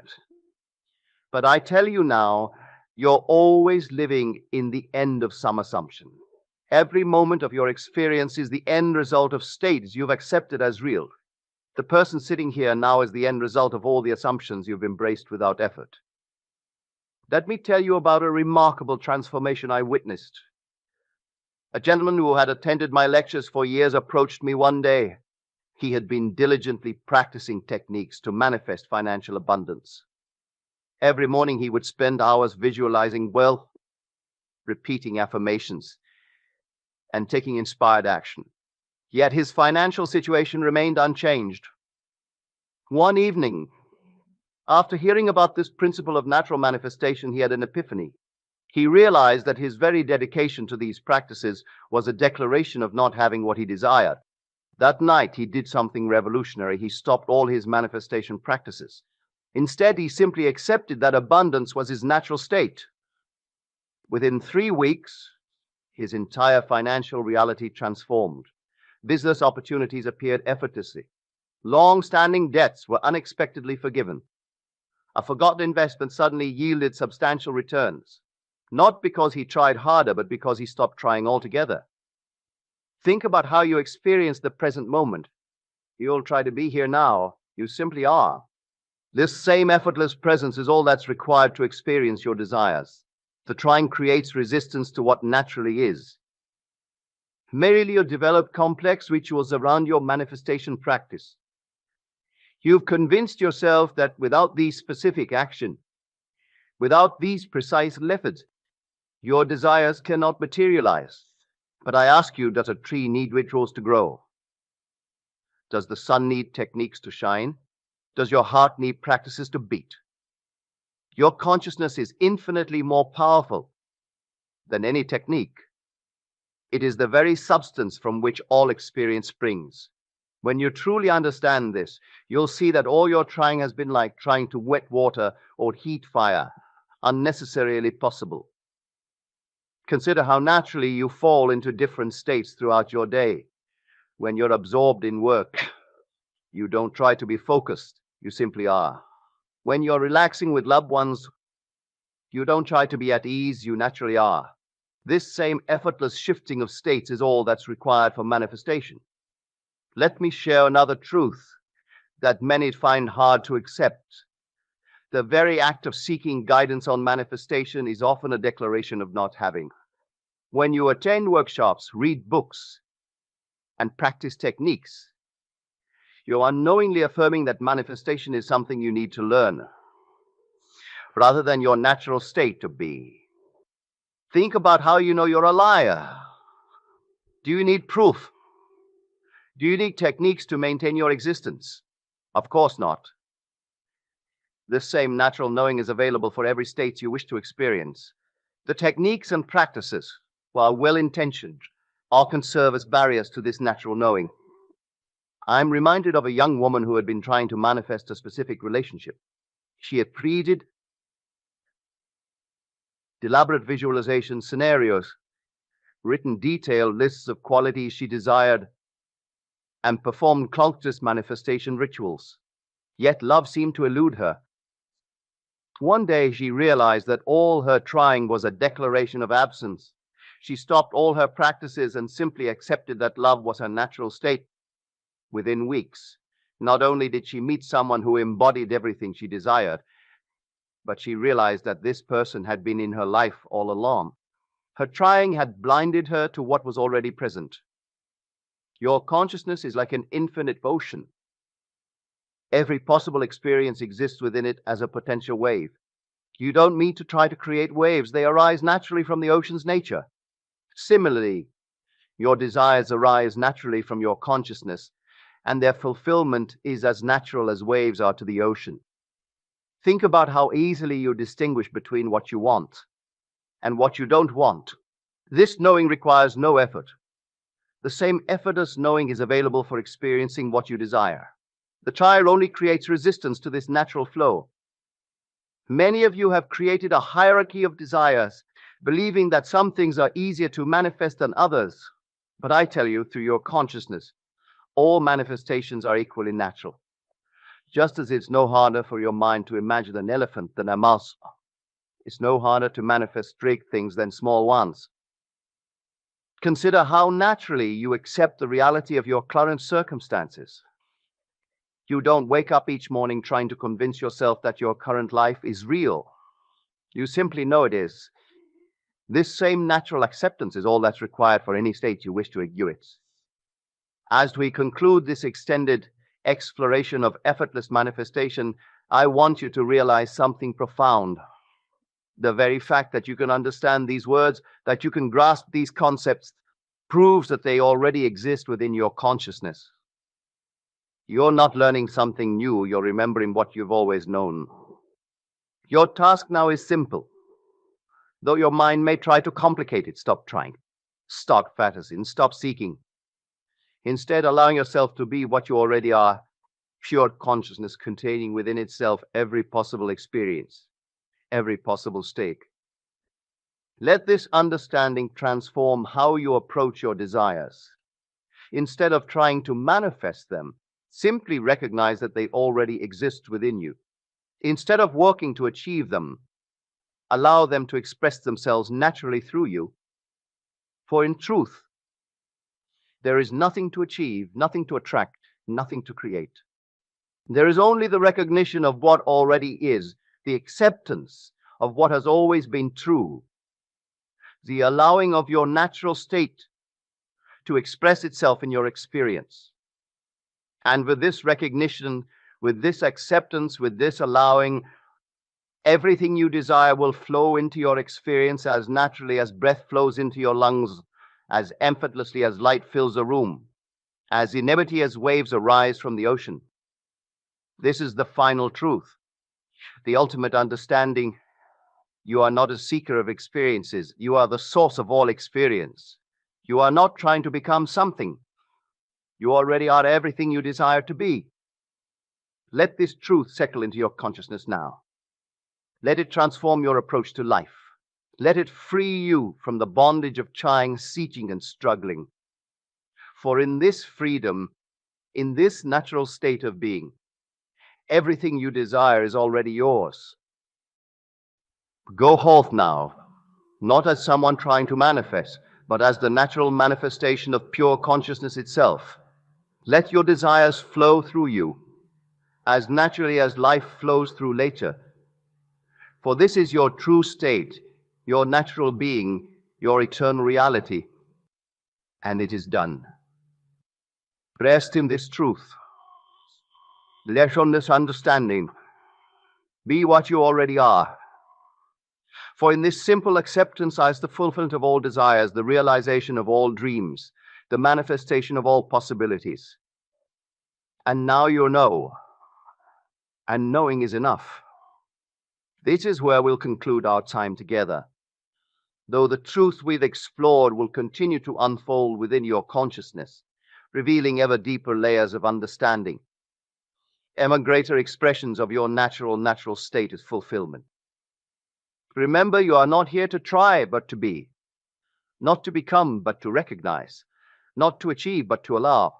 For in this recognition, in this allowing lies the secret of effortless manifestation, the art of natural being, the truth of who you really are. Thank you. Good evening, my friends. Tonight I am going to teach you one of the most powerful techniques I have ever discovered. A technique so simple that a child could understand it, yet so profound that it can literally collapse time and bring your desires to you almost instantly. Tonight you will learn how to teleport to your future, and then think from that future as though it were your past. You will learn how to remember your desires as already accomplished, to recall your wishes as already fulfilled, to look back on your dreams as events that have already happened. This is not visualization. This is not imagination in the way most people practice it. This is something far more powerful. This is memory creation. And when you learn to create memories of events that have not yet happened in time, you collapse the gap between desire and manifestation. Are you ready to teleport to your future? Then let us begin. Before I teach you this technique, let me show you what most people do wrong when they try to manifest their desires. Most people think about their desires as future events. They imagine themselves getting what they want someday. They visualize achieving their goals at some point in the future. They dream about the life they will have when their desires finally manifest. When I get the money, I will be happy. When I find love, my life will be complete. When I get the job, everything will change. Do you see the problem? Every time you think about your desire as something that will happen in the future, you are pushing it away from you. You are keeping it perpetually ahead of you. Always tomorrow, never today. The future never comes. Tomorrow never arrives. There is only now, this eternal present moment. And as long as your desire lives in the future, it will never enter the now, where all manifestation takes place. Think about it. When you say, I will be wealthy, you are declaring that you are not wealthy now. When you say, I will be loved, you are confirming that you are not loved now. When you say, I will be successful, you are affirming that you are not successful now. And consciousness creates from what you are now, not from what you will be later. If you are in the state of not having, consciousness creates more not having. If you are in the state of waiting, consciousness creates more waiting. This is why people can visualize and affirm for years without results. They are always looking forward to their desires, never claiming them as present reality. Now let me reveal to you a secret that changes everything. There is a way to bring the future into the present instantly, and that way is through the past. This sounds like a riddle, so let me explain. When you remember something, when you recall an event from your past, how does it feel? Does it feel like you are hoping for it? Does it feel like you are trying to create it? Does it feel uncertain? No. When you remember something, it feels certain. It feels real. It feels accomplished. It feels like an absolute fact that cannot be changed. Think about what you did yesterday. Do you doubt that it happened? Do you question whether it is real? Do you feel anxious about whether it will occur? No. You simply know it happened. You have a memory of it. It is a fact of your experience. This is the energy of the past. This is the feeling of something already accomplished, already done, already experienced. And this is the exact energy you need to bring to your desires. When you can remember your desires as though they already happened, when you can recall your wishes as though they were past events, you give them the reality, the certainty, the already done quality that collapses the gap between desire and manifestation. So here is the technique. It is simple, but you must practice it exactly as I teach you. Tonight, before you go to sleep, you are going to teleport to your future. You are going to jump ahead in time to a moment after your desire has been fulfilled. Not the moment of getting it, but a moment after you have had it for a while. If you desire money, do not imagine receiving money. Instead, teleport to a moment 3 months after you became wealthy. If you desire a relationship, Do not imagine meeting someone. Instead, jump ahead to a moment 6 months into the relationship. If you desire success, do not visualize achieving it. Instead, teleport to a moment after you have been living in that success for some time. Why after, not during? Because during still has the energy of becoming. After has the energy of being. You want the energy of already accomplished, already settled, already normal. So you close your eyes and you teleport. You jump ahead in time. You are now in your desired future. You are living in the reality where your wish is fulfilled. This is not something that might happen. This is not a hope or a dream. This is where you are right now in this exercise. You have teleported to this moment. Now, from this future moment, you are going to think backwards. You are going to remember how it all happened. You are going to recall the journey that brought you here. You are going to think about your desire as something that happened in your past. This is where the magic happens. You are not imagining the future. You are remembering it. Let me give you a specific example. Suppose you desire to own a beautiful home. Here is how you would practice this technique. Close your eyes. Teleport 6 months into the future. You are now sitting in your beautiful home. You have been living here for months. It is completely normal now. You take it for granted. From this position in the future, you begin to remember. You think back to the day you got the keys. You recall how excited you were. You remember the first night you slept in this home. You think about how you told your friends the good news. You recall the feeling of relief and joy when everything worked out. Do you see what you are doing? You are creating memories. Not future projections, but actual memories, as though these events already occurred in your past. And here is the crucial part. You are not creating these memories from your present moment looking forward. You are creating them from your future moment looking backward. You have teleported to the future, and from that future position you are remembering the past. This is thinking like it happened yesterday. This is remembering your desire as an accomplished fact. Let me explain why this technique works so much better than ordinary visualization or affirmation. When you visualize something in the future, your mind knows it has not happened yet. There is doubt, there is uncertainty, there is the question of, will this really happen? Even if you try to convince yourself, there is always a gap between where you are and where you want to be. But when you remember something, your mind accepts it as fact. Memories feel real. Memories feel certain. Memories feel accomplished. There is no doubt in a memory. By creating memories of your fulfilled desire, by remembering your wish as already accomplished, you give your subconscious mind the signal that it is done. Your subconscious does not know the difference between a memory of something that happened in linear time and a memory you created through imagination.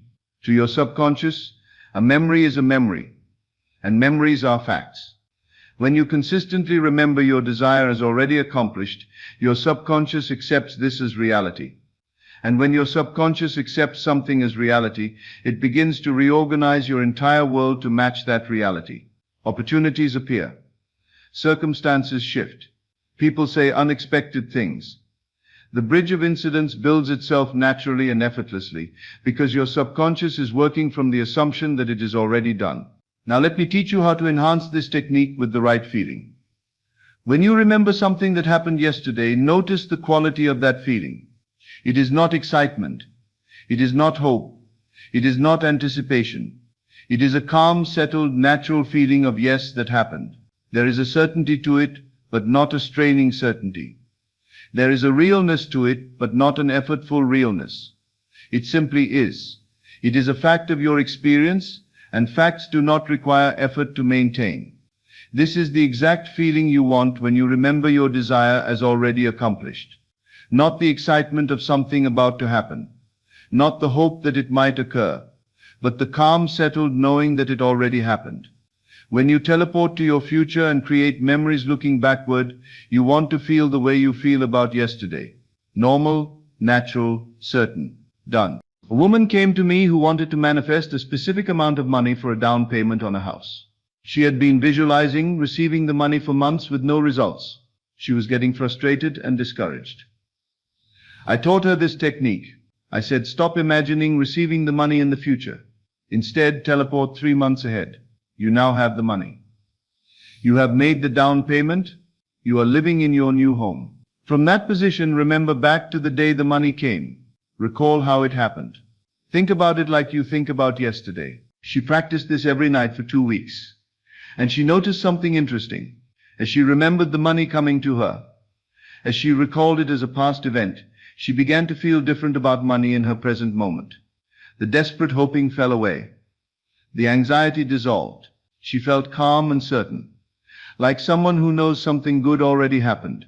Within 3 weeks, the exact amount she needed came to her through a source she had never considered.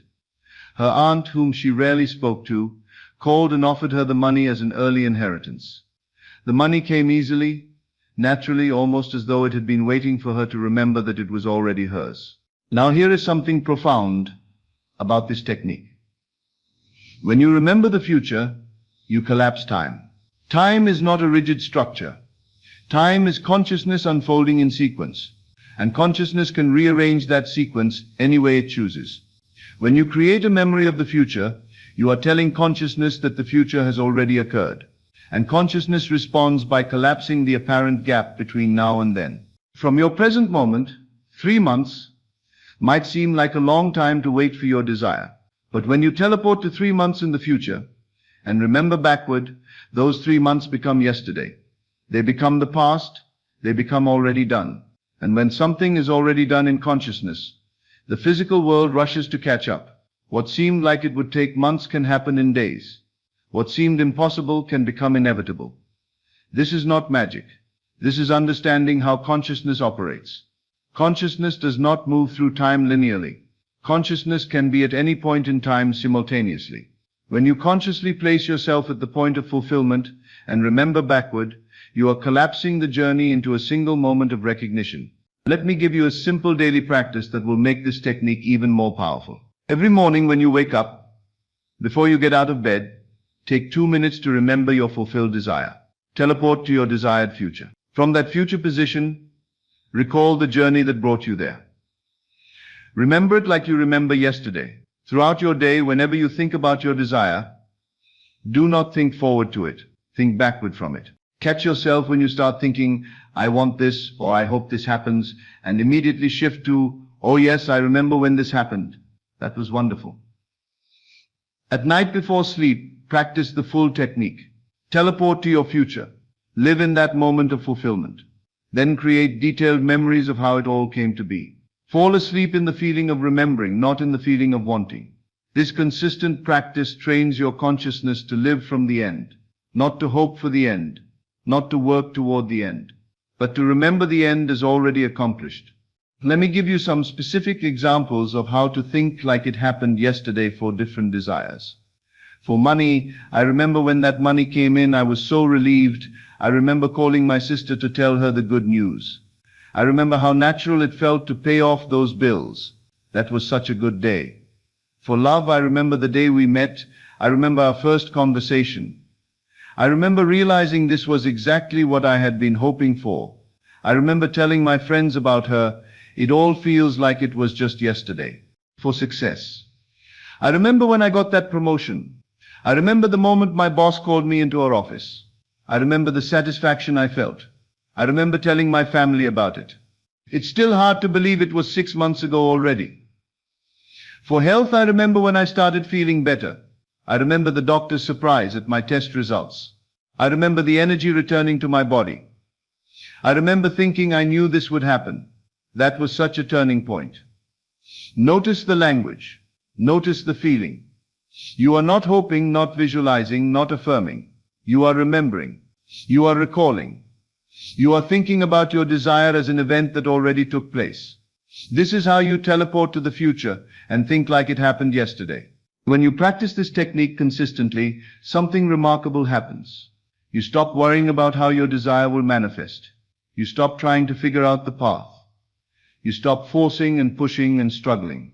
Why? Because when you remember something, you do not question how it happened.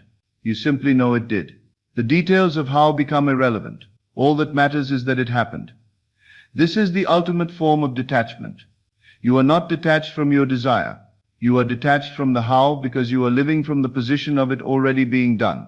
And when you are detached from the how, the universe has infinite ways to bring your desire to you. The bridge of incidents builds itself. The path appears. The means unfold. and often they unfold in ways you never could have planned or predicted. A man wanted to start a business but had no capital, no connections, and no clear path forward. Every time he thought about it, he felt overwhelmed by the obstacles. He did not know how it could happen. I taught him to stop thinking about how and start remembering that.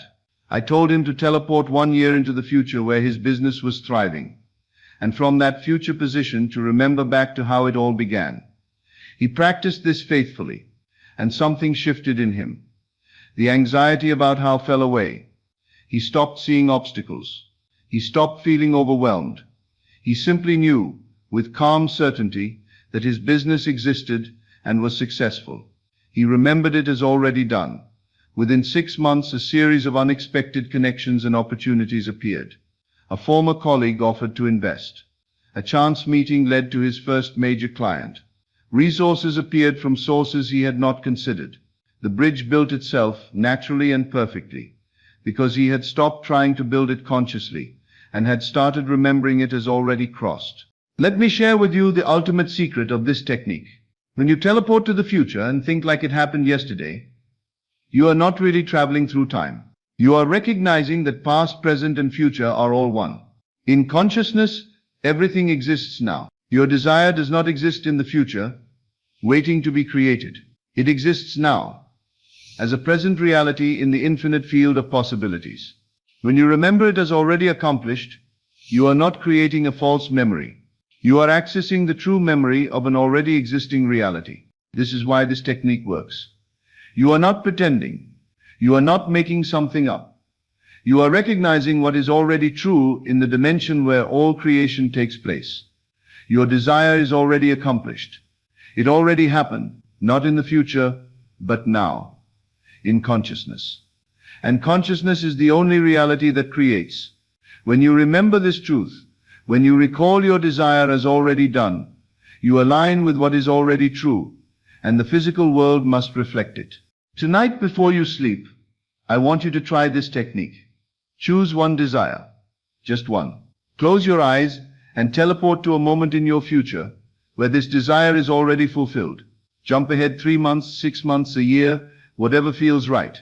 Now from that future moment, remember backward, recall how it happened. Remember the day your wish was fulfilled. Remember how you felt. Remember what you did. Remember what you thought. Create the memory as clearly as you would recall yesterday. Fall asleep in that memory. Let the feeling of it already happened be the last thing you experience before sleep. Do this every night. And throughout your day, when you think of your desire, do not think forward to it. Think backward from it. Remember it. Recall it. Think like it happened yesterday. This is the technique. This is how you teleport to the future and collapse time. This is how you bring your desires from tomorrow into today. Teleport to your future. Think like it happened yesterday. And watch as the physical world rushes to catch up with the memory you have created in consciousness. Thank you, and good evening. As always, thank you for joining me on this journey into the depths of consciousness. Remember, you are not here by accident. You are here because your soul is ready for this truth. Take these teachings and let them transform not just your mind, but your entire reality. Until we meet again in consciousness, keep assuming your greatness and living from the end of your desires. This is Best of Lectures, and I'll see you in the next video. Dear friends, what I'm about to share with you today could fundamentally change the trajectory of your life. So please listen carefully. I'm not here to sell you dreams or empty promises. I'm here to wake you up to a truth that's been sleeping within you your entire life. You are sitting on a gold mine and you don't even know it. Every single day, you wake up with the most sophisticated wealth creation system ever designed, your own mind. Yet most people treat this incredible instrument like a broken radio, letting it play the same static of limitation, the same tired songs of I can't afford it. Money doesn't grow on trees, and rich people are just lucky. Stop. Right now. Please stop. I want you to understand something profound. Your current financial situation is not your financial destiny. It's simply a photograph of your past thoughts, beliefs, and decisions. But here's the beautiful truth. You can burn that photograph today and start creating a masterpiece. The wealthiest people I've studied don't have special DNA. They weren't born with silver spoons or secret advantages. What they have is something far more powerful. They think differently about money. They see abundance where others see scarcity. They see opportunity where others see obstacles. Your brain doesn't distinguish between a vividly imagined experience and a real one. Neuroscientists have proven this repeatedly. When you imagine biting into a lemon, your mouth literally starts to water. When you imagine your financial success with enough detail and emotion, your brain begins rewiring itself to make that vision your reality. This isn't wishful thinking. This is neuroscience meets ancient wisdom. But here's what most people don't understand. Belief isn't just a casual thought or fleeting wish. It's an unshakable conviction that something is not only possible, but already in the process of becoming your reality. When you truly believe, not hope, not wish, but believe that wealth is your natural state, the entire universe begins to rearrange itself to match that belief. Think about this. Everything you see around you right now, the chair you're sitting in, the device you're watching this on, the building you're in, all of it started as someone's belief. Someone believed it was possible before it existed in the physical world. Your wealth is no different. It exists first in your mind, then in your reality. Right now, you have an invisible thermostat in your mind that's set to your current income level. When opportunities arise to earn more, your internal thermostat kicks in with thoughts like, "This is too good to be true," or "I don't deserve this." It pulls you back to what feels familiar, even if familiar means struggling. But thermostats can be reset. I challenge you to do something radical. For the next 30 seconds, I want you to imagine that you're already living the financial life of your dreams. Don't think about how, just imagine the feeling. Feel the weight lifted off your shoulders when bills arrive. Feel the confidence of knowing you can handle any financial emergency. Feel the joy of helping others because you have abundance to share. Did you feel that shift, that small flutter of excitement? That's your inner wealth recognizing itself. That feeling is more real than the numbers in your bank account right now. Your belief system is like the foundation of a house. If the foundation is weak, the house will crumble. If your belief in your ability to create wealth is shaky, your financial structure will always be unstable. But when you build an unshakable foundation of belief in your worthiness and capability, you can build any level of wealth on top of it. Learn to use the creative workshop of your mind. Your imagination is not just some frivolous fantasy machine, it's the most powerful creative workshop you possess. Every billionaire, every successful entrepreneur, every person who has ever created significant wealth started in the same place, their imagination. But here's the key, they didn't just daydream, they created detailed, vivid mental movies of their success. They saw themselves counting specific amounts of money. They felt the texture of crisp bills in their hands. They heard the sounds of prosperity, the notification of money hitting their bank account, the conversations with financial advisors, the discussions about investment opportunities. I want you to create your own mental movie right now. See yourself opening your bank statement and feeling pure joy at the numbers. Visualize yourself making a purchase without checking the price first. Picture yourself confidently discussing your latest business venture or investment. Make it so real that your body responds as if it's actually happening. The more detailed and emotionally charged your mental imagery becomes, the more your subconscious mind accepts it as real. And when your subconscious accepts something as real, it begins working around the clock to make it your physical reality. But don't just see the money, see the life it creates. Visualize the freedom to choose where you live based on desire, not necessity. See yourself traveling to places you've only dreamed of, not because you saved for years, but because you can. Picture the confidence that comes with financial security, the way it changes how you walk into a room, how you speak, how you make decisions. Learn to live in the future you've just created. Here's where most people make a critical mistake. They think of their wealth as something that will happen someday. This keeps wealth perpetually in the future, always just out of reach. Instead, you must learn to live in the end result, to assume the feeling of your wish fulfilled right now.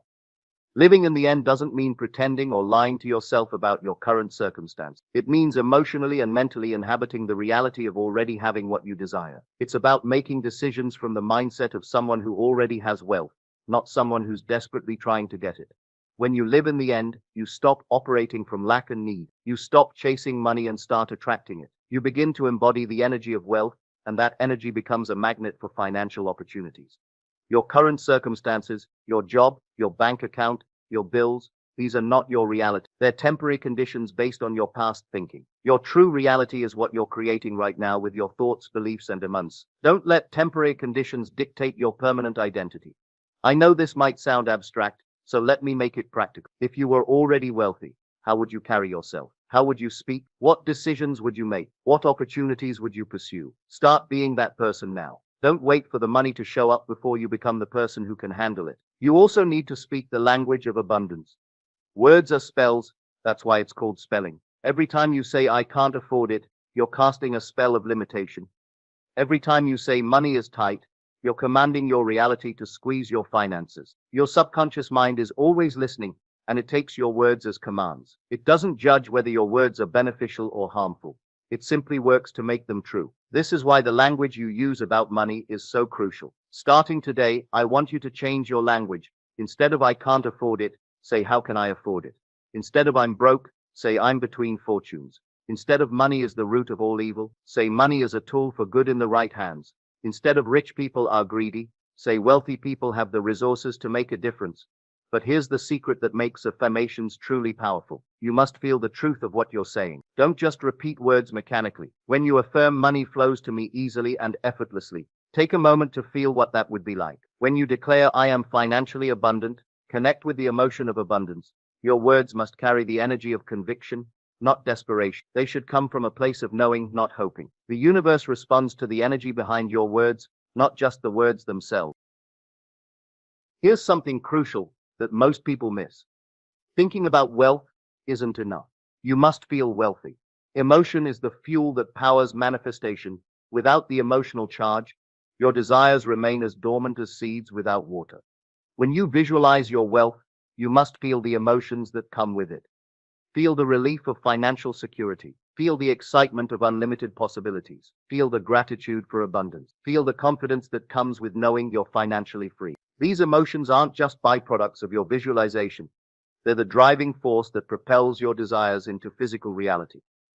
The universe responds to your emotional frequency. When you consistently emit the frequency of wealth and abundance, you attract circumstances that match that frequency. Think about it this way. When you're truly excited about something, doesn't it seem like everything aligns to help it happen? When you're passionate and enthusiastic, don't people want to help you? Don't opportunities seem to appear out of nowhere? This is the power of emotional alignment. But here's the challenge. You must feel wealthy regardless of your current circumstances. You can't wait for your bank account to grow before you feel abundant. You must feel abundant first, and then watch as your external reality catches up to your internal state. This isn't about denial or fake it till you make it. This is about recognizing that your emotional state is a choice and choosing the emotions that serve your highest vision for your life. Have a vision that pulls you forward. Here's what separates dreamers from achievers. Specificity. Dreamers wish for more money. Achievers decide on exact amounts and create detailed visions of their wealthy life.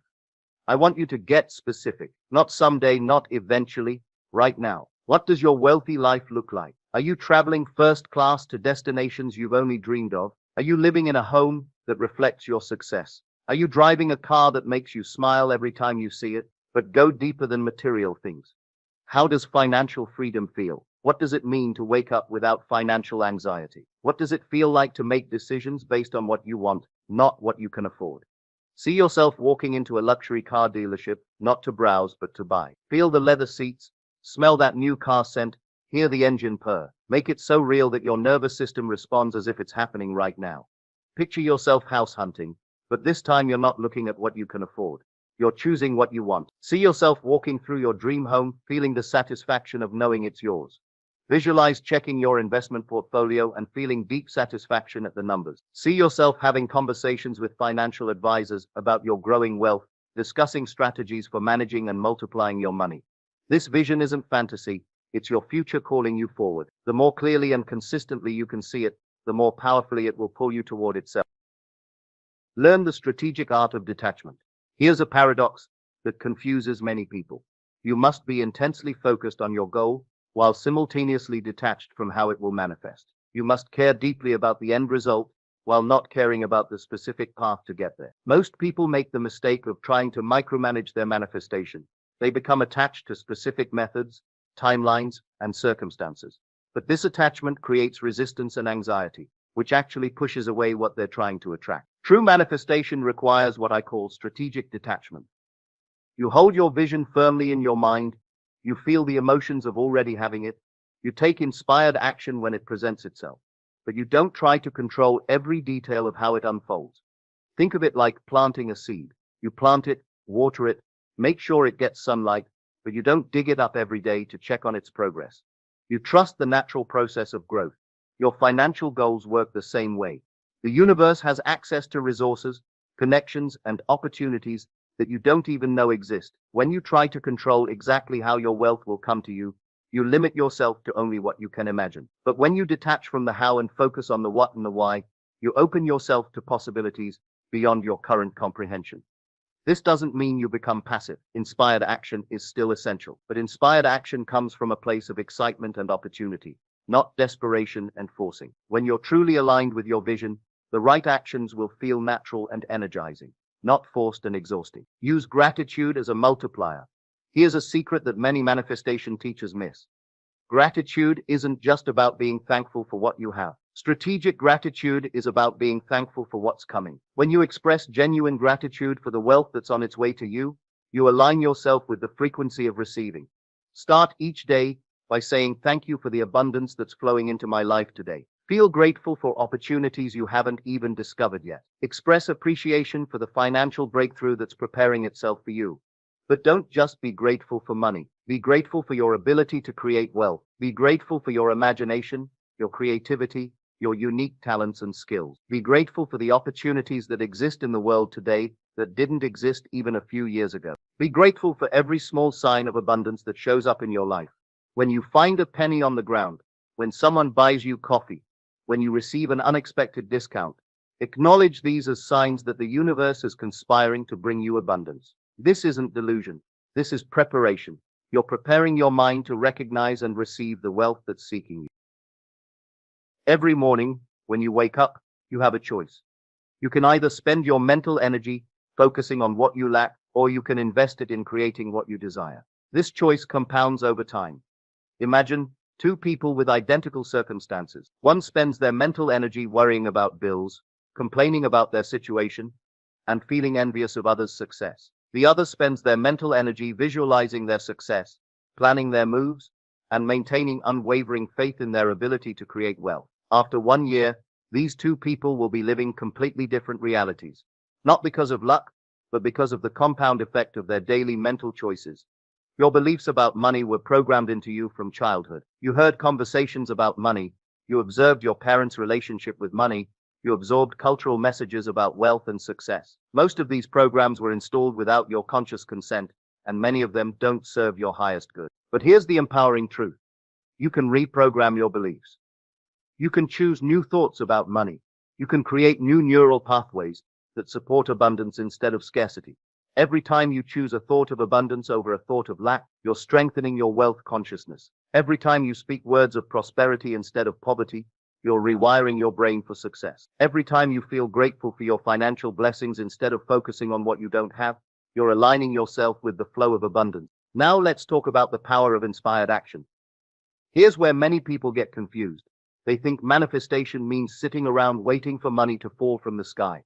That's not how this works. Manifestation is about aligning your inner world with your desires and then taking inspired action from that aligned state.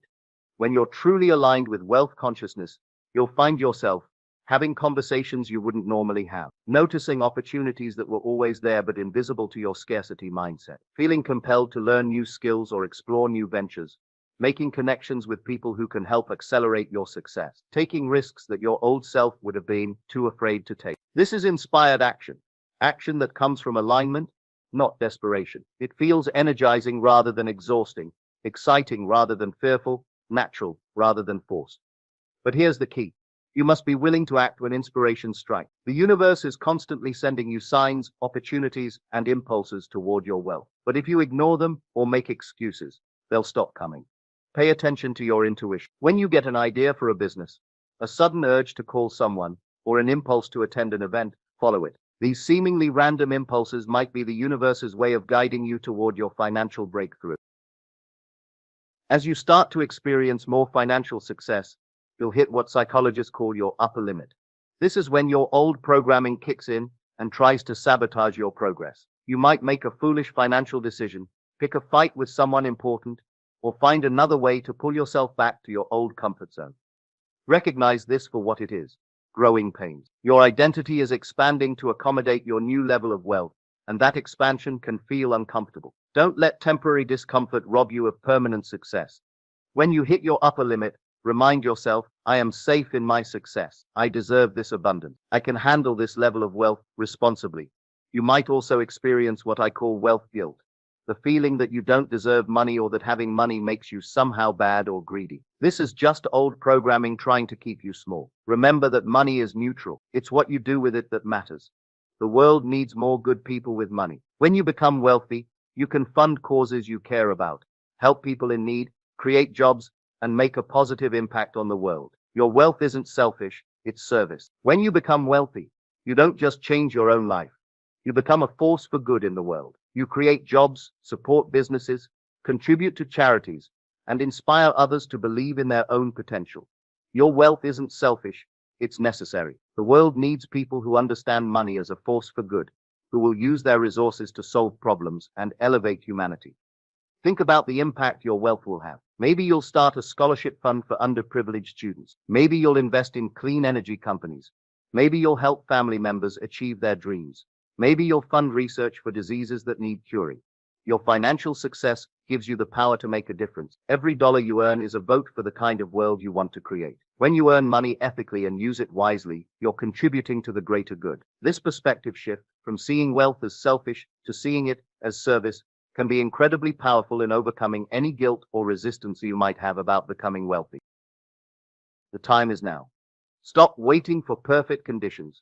Stop waiting until you know more, have more connections, or feel more ready. The universe responds to action, not intention. Your wealthy life is waiting for you to claim it, but it won't wait forever. Every day you delay taking aligned action toward your financial goals is another day your dreams remain dreams. Instead of becoming your reality, the perfect time to start is now. Not when you have more time, not when you have more money, not when you feel more confident. Start with whatever you have, wherever you are. If you can only spare 10 minutes a day for wealth visualization, start there. If you can only invest $10, start there. If you can only take one small action toward your financial goals, start there. The universe rewards action, not perfection. Every step you take toward your wealth, no matter how small, is a signal to the universe that you're serious about your financial transformation. Let me give you a practical daily routine that will reprogram your mind for wealth. Number 1, morning wealth ritual. Spend 5 minutes visualizing your wealthy life in vivid detail. Speak your wealth affirmations with conviction and emotion. Write down 3 actions you can take today to move toward your financial goals. Express gratitude for the abundance that's flowing into your life. Number 2, throughout the day, notice every sign of abundance around you. Speak only words that affirm your wealth and success. Take at least one action that aligns with your wealthy identity. Make decisions from the mindset of someone who already has wealth. Number 3, evening wealth review. Celebrate any progress you made toward your financial goals, no matter how small. Visualize your wealth growing while you sleep. Express gratitude for the opportunities that came your way. Set intentions for tomorrow's wealth-building activities. This isn't just busy work. This is actively reprogramming your subconscious mind for financial success. The more consistently you do this, the faster your external reality will shift to match your internal transformation. Here's the final truth I want to leave you with. You already have everything you need to become wealthy. You have a mind that can imagine. You have emotions that can fuel your dreams. You have the ability to speak your desires into existence. You have the power to take action toward your goals. The only thing standing between you and the wealth you desire is your willingness to claim it. Not tomorrow, not when conditions are perfect, not when you feel more worthy. Now, your abundance is waiting. Go claim it. The answer to whether you're ready will determine everything that happens next in your financial life. Choose wisely. Choose boldly. Choose wealth. Remember, your current situation is not your final destination. You have everything within you right now to create the wealthy life you desire. Trust the process. Take aligned action and watch as your reality transforms to match your vision. The time for excuses is over. The time for wealth is now. Good evening, my friends. What if I told you that the CIA, the Central Intelligence Agency, spent years and millions of dollars researching a technique that proves your imagination is not wishful thinking, but a direct pathway to altering reality? What if I told you that buried in declassified government documents, there exists scientific validation for everything the law of assumption teaching us about imagination and the power of consciousness? And what if I told you that these documents, available for anyone to read, describe the exact same principles that Neville Goddard taught decades ago, but in the cold clinical language of government science? This is not theory. This is not philosophy. This is documented, declassified, government-verified research into the mechanics of consciousness and reality creation. Tonight you're going to discover why the CIA believed, no, why they proved, that consciousness is not confined to your brain, that reality is not what your senses report, and that you have the ability to access and alter the fundamental fabric of existence through focused attention and imagination. They called it the Gateway Project, and it validates everything Neville Goddard ever taught. In 1983, the CIA commissioned a report, not about weapons, about consciousness. They wanted to know, can human consciousness operate outside the physical body? Can focused attention alter reality? Can imagination access information beyond the five senses? For years, this research remained classified. Top secret, eyes only. But in 2003, it was declassified, released to the public, and most people never noticed. Because who would believe that the CIA was seriously researching out-of-body experiences, altered states of consciousness, and the nature of reality itself? But they were. And what they found will change how you understand manifestation forever. The project was called Gateway, and its purpose was to explore and document a specific technique using something called hemisync, binaural audio frequencies that synchronize both hemispheres of the brain, to achieve what they called expanded states of consciousness. Let me walk you through what the CIA discovered. The Gateway Project documented a specific progression of consciousness states, each one representing a different level of awareness and reality access. They called these levels focus states. Focus 10 was described as mind awake, body asleep, a state where your consciousness is fully alert, but your physical body is completely relaxed, almost dissociated. In this state, participants reported heightened awareness, expanded perception, and a sense of consciousness existing independent of the physical form. Sound familiar? This is exactly what Neville described when he taught SATS, state akin to sleep. That drowsy state where your body is relaxed but your mind is vividly aware, capable of impressing the subconscious with imaginal acts. The CIA was documenting the same state Neville had been teaching since the 1940s. Focus 12 was described as expanded awareness, a state where consciousness begins to perceive beyond the limitations of physical senses.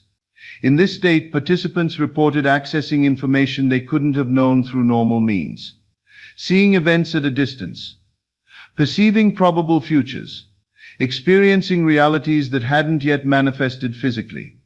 Again, this is precisely what Neville meant when he said imagination is not fantasy, but perception of realities that exist in consciousness before they appear in the physical world.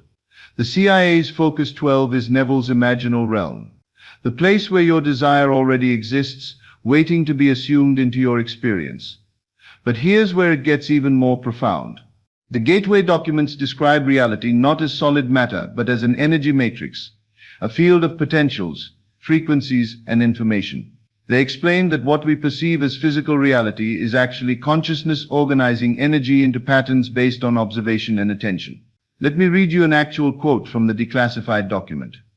The universe is composed of interacting energy fields, some at rest and some in motion. It is in and of itself one gigantic hologram of unbelievable complexity. Do you understand what they're saying? Reality is not fixed. It's not solid. It's not happening to you. Reality is a holographic projection of consciousness, a field of infinite possibilities that collapses into specific experiences based on where attention is focused. This is exactly what Neville taught when he said consciousness is the only reality. The CIA documented it, they studied it, they proved it through repeatable experimentation. Your consciousness doesn't observe reality. Your consciousness creates reality by focusing attention on specific possibilities within the infinite field. And here's the key. The Gateway documents explain that this energy matrix, this field of all possibilities, responds to sustained, focused attention combined with emotional resonance. Not thinking about what you want, not hoping for it, but experiencing it in consciousness with such vividness and feeling that you convince your own awareness it's already real. This is assumption, this is imagination. This is exactly what Neville taught, and the CIA confirmed it works. Now let me show you something that will make the connection undeniable. The gateway technique used hemisync audio, specific sound frequencies played in each ear, that forced the brain hemispheres to synchronize. Why? Because synchronized brain waves create a state of heightened suggestibility, where the conscious mind relaxes its critical filter and the subconscious becomes highly receptive to new information. In this state, imaginal acts bypass logical resistance and impress directly on the subconscious mind, which then begins reorganizing reality to match the impressed image. Now, does this sound familiar? This is precisely why Neville taught you to practice sats in the drowsy state before sleep. Because in that state, just like the hemisync state, your conscious mind relaxes, your brain waves slow, and your subconscious becomes incredibly receptive. The imaginal act you perform in that state bypasses all doubt, all resistance, all logical objection.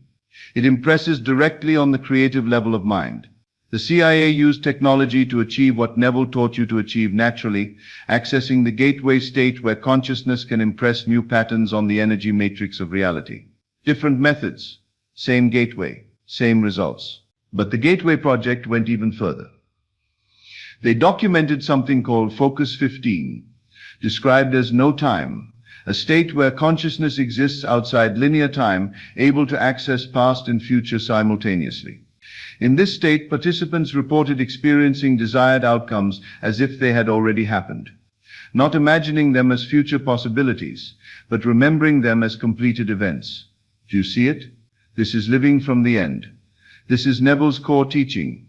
You don't imagine your desire as something coming in the future.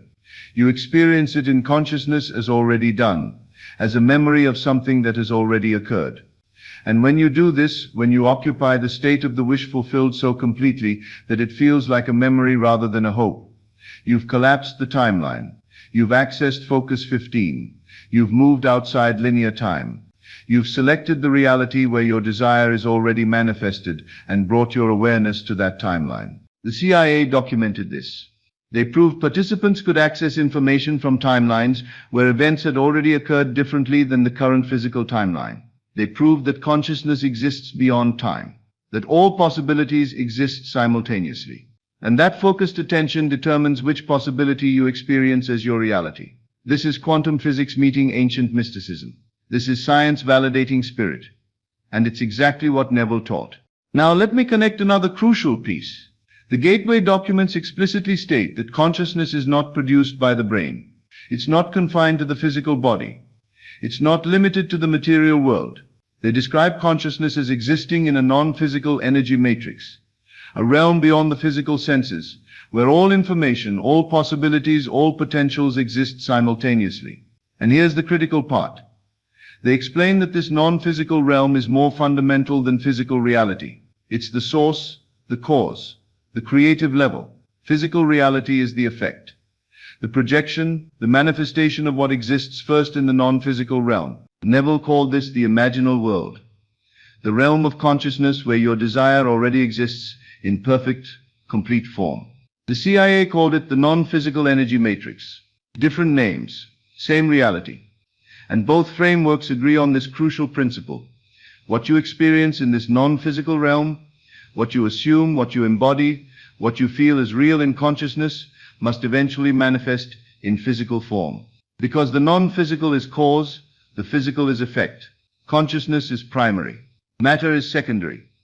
This isn't spiritual philosophy anymore. This is documented government research. Now let me show you how the Gateway findings explain why assumption works. The documents describe reality as a holographic interference pattern, different frequencies of energy creating different experiential realities. Your current circumstances are one frequency. Your desired reality is a different frequency. Both exist simultaneously in the energy matrix. You're simply tuned to one frequency and not the other. Now here's what the Gateway research proved. You can change which frequency you're tuned to through sustained focused attention combined with emotional resonance. When you assume your desire fulfilled, when you maintain that assumption consistently, when you feel it as real, when you think from it rather than about it, you're literally changing your consciousness frequency. You're tuning yourself to the frequency where your desire already exists. And as you maintain that frequency, as you persist in that assumption, your physical reality begins to reorganize. Not because you're creating something new, but because you're aligning with a reality that already exists at a different frequency. This is why Neville said, assume the feeling of the wish fulfilled and continue in that assumption. Not because you're trying to convince the universe to give you something, but because you're changing your frequency to match the reality where you already have it. The CIA documented this exact mechanism. They just used words like resonance, frequency, and energy matrix, instead of assumption and imagination. Let me make this absolutely clear. Everything Neville Goddard taught, everything that skeptics dismissed as mystical nonsense or wishful thinking, has been validated by declassified CIA research. Neville taught, consciousness is the only reality. CIA documented, physical reality is a projection of consciousness operating in an energy matrix. Neville taught, imagination creates reality. CIA proved, focused consciousness can access and influence the fundamental energy patterns that determine physical manifestation. Neville taught, the feeling of the wish fulfilled is the secret. CIA confirmed, emotional resonance combined with focused attention is the key to altering reality frequencies. Neville taught, all states exist now. You simply choose which one to occupy. CIA discovered, all possible timelines exist simultaneously in the energy matrix. Consciousness determines which one you experience. Neville taught, the imaginal act impressed on the subconscious becomes your reality. CIA researched, consciousness in heightened receptive states can impress new patterns on the energy matrix that then manifest physically. The parallels are not coincidental, they're confirmational. What Neville knew through spiritual insight, the CIA proved through scientific investigation. Your imagination is not fantasy. It's a gateway to actual existing realities. Your assumption is not positive thinking. It's frequency alignment with desired timelines. Your feeling of the wish fulfilled is not pretending. It's consciousness resonating at the frequency where the desire already exists. So how do you use this? How do you become your own gateway project? Let me give you the exact protocol combining CIA methodology with Neville's teachings. Step 1, enter the gateway state. Before sleep every night, enter the state akin to sleep. Your body completely relaxed. Your mind alert but drowsy. This is your personal hemi-sync. This is focus 10. This is the gateway state where your subconscious becomes receptive. You don't need technology. You don't need CIA equipment. You just need the natural state Neville taught you to access. Step 2. Construct your imaginal act. In this state, construct one simple scene that implies your desire is fulfilled. Not a scene of getting your desire. A scene that assumes you already have it. Make it vivid. Engage all your senses. Make it feel so real that you forget you're imagining. This is your focused consciousness entering the non-physical energy matrix. This is you accessing the frequency where your desire exists. Step 3. Loop and impress. Repeat this scene over and over as you drift into sleep. Don't think about it. Experience it. Be in it. You're impressing this reality on your subconscious. You're training your consciousness to resonate at this frequency. You're doing what the gateway participants did, accessing alternate realities through focused consciousness. But you're doing it naturally, powerfully, exactly as Neville taught. Step 4. Maintain the assumption throughout the day. This is crucial. The gateway isn't just a nighttime practice. Throughout your waking hours, you maintain the assumption that your desire is already fulfilled. You think from it, you speak from it. You make decisions from it. This is sustained frequency alignment. This is living from the end. This is consciousness choosing which reality to experience.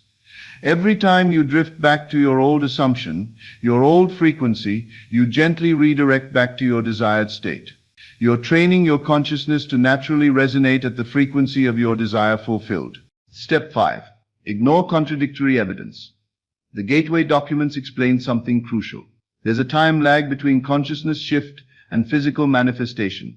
When you change frequencies in consciousness, the physical reality takes time to reorganize and reflect the new frequency. During this time, you'll still see evidence of the old frequency, the old circumstances, the old reality. This is where most people fail. They see the unchanged circumstances and conclude it's not working, so they shift back to the old frequency. But Neville taught, and the CIA confirmed, that you must maintain the new frequency regardless of current physical evidence. The physical is always showing you your past frequency, your past assumptions, your past state.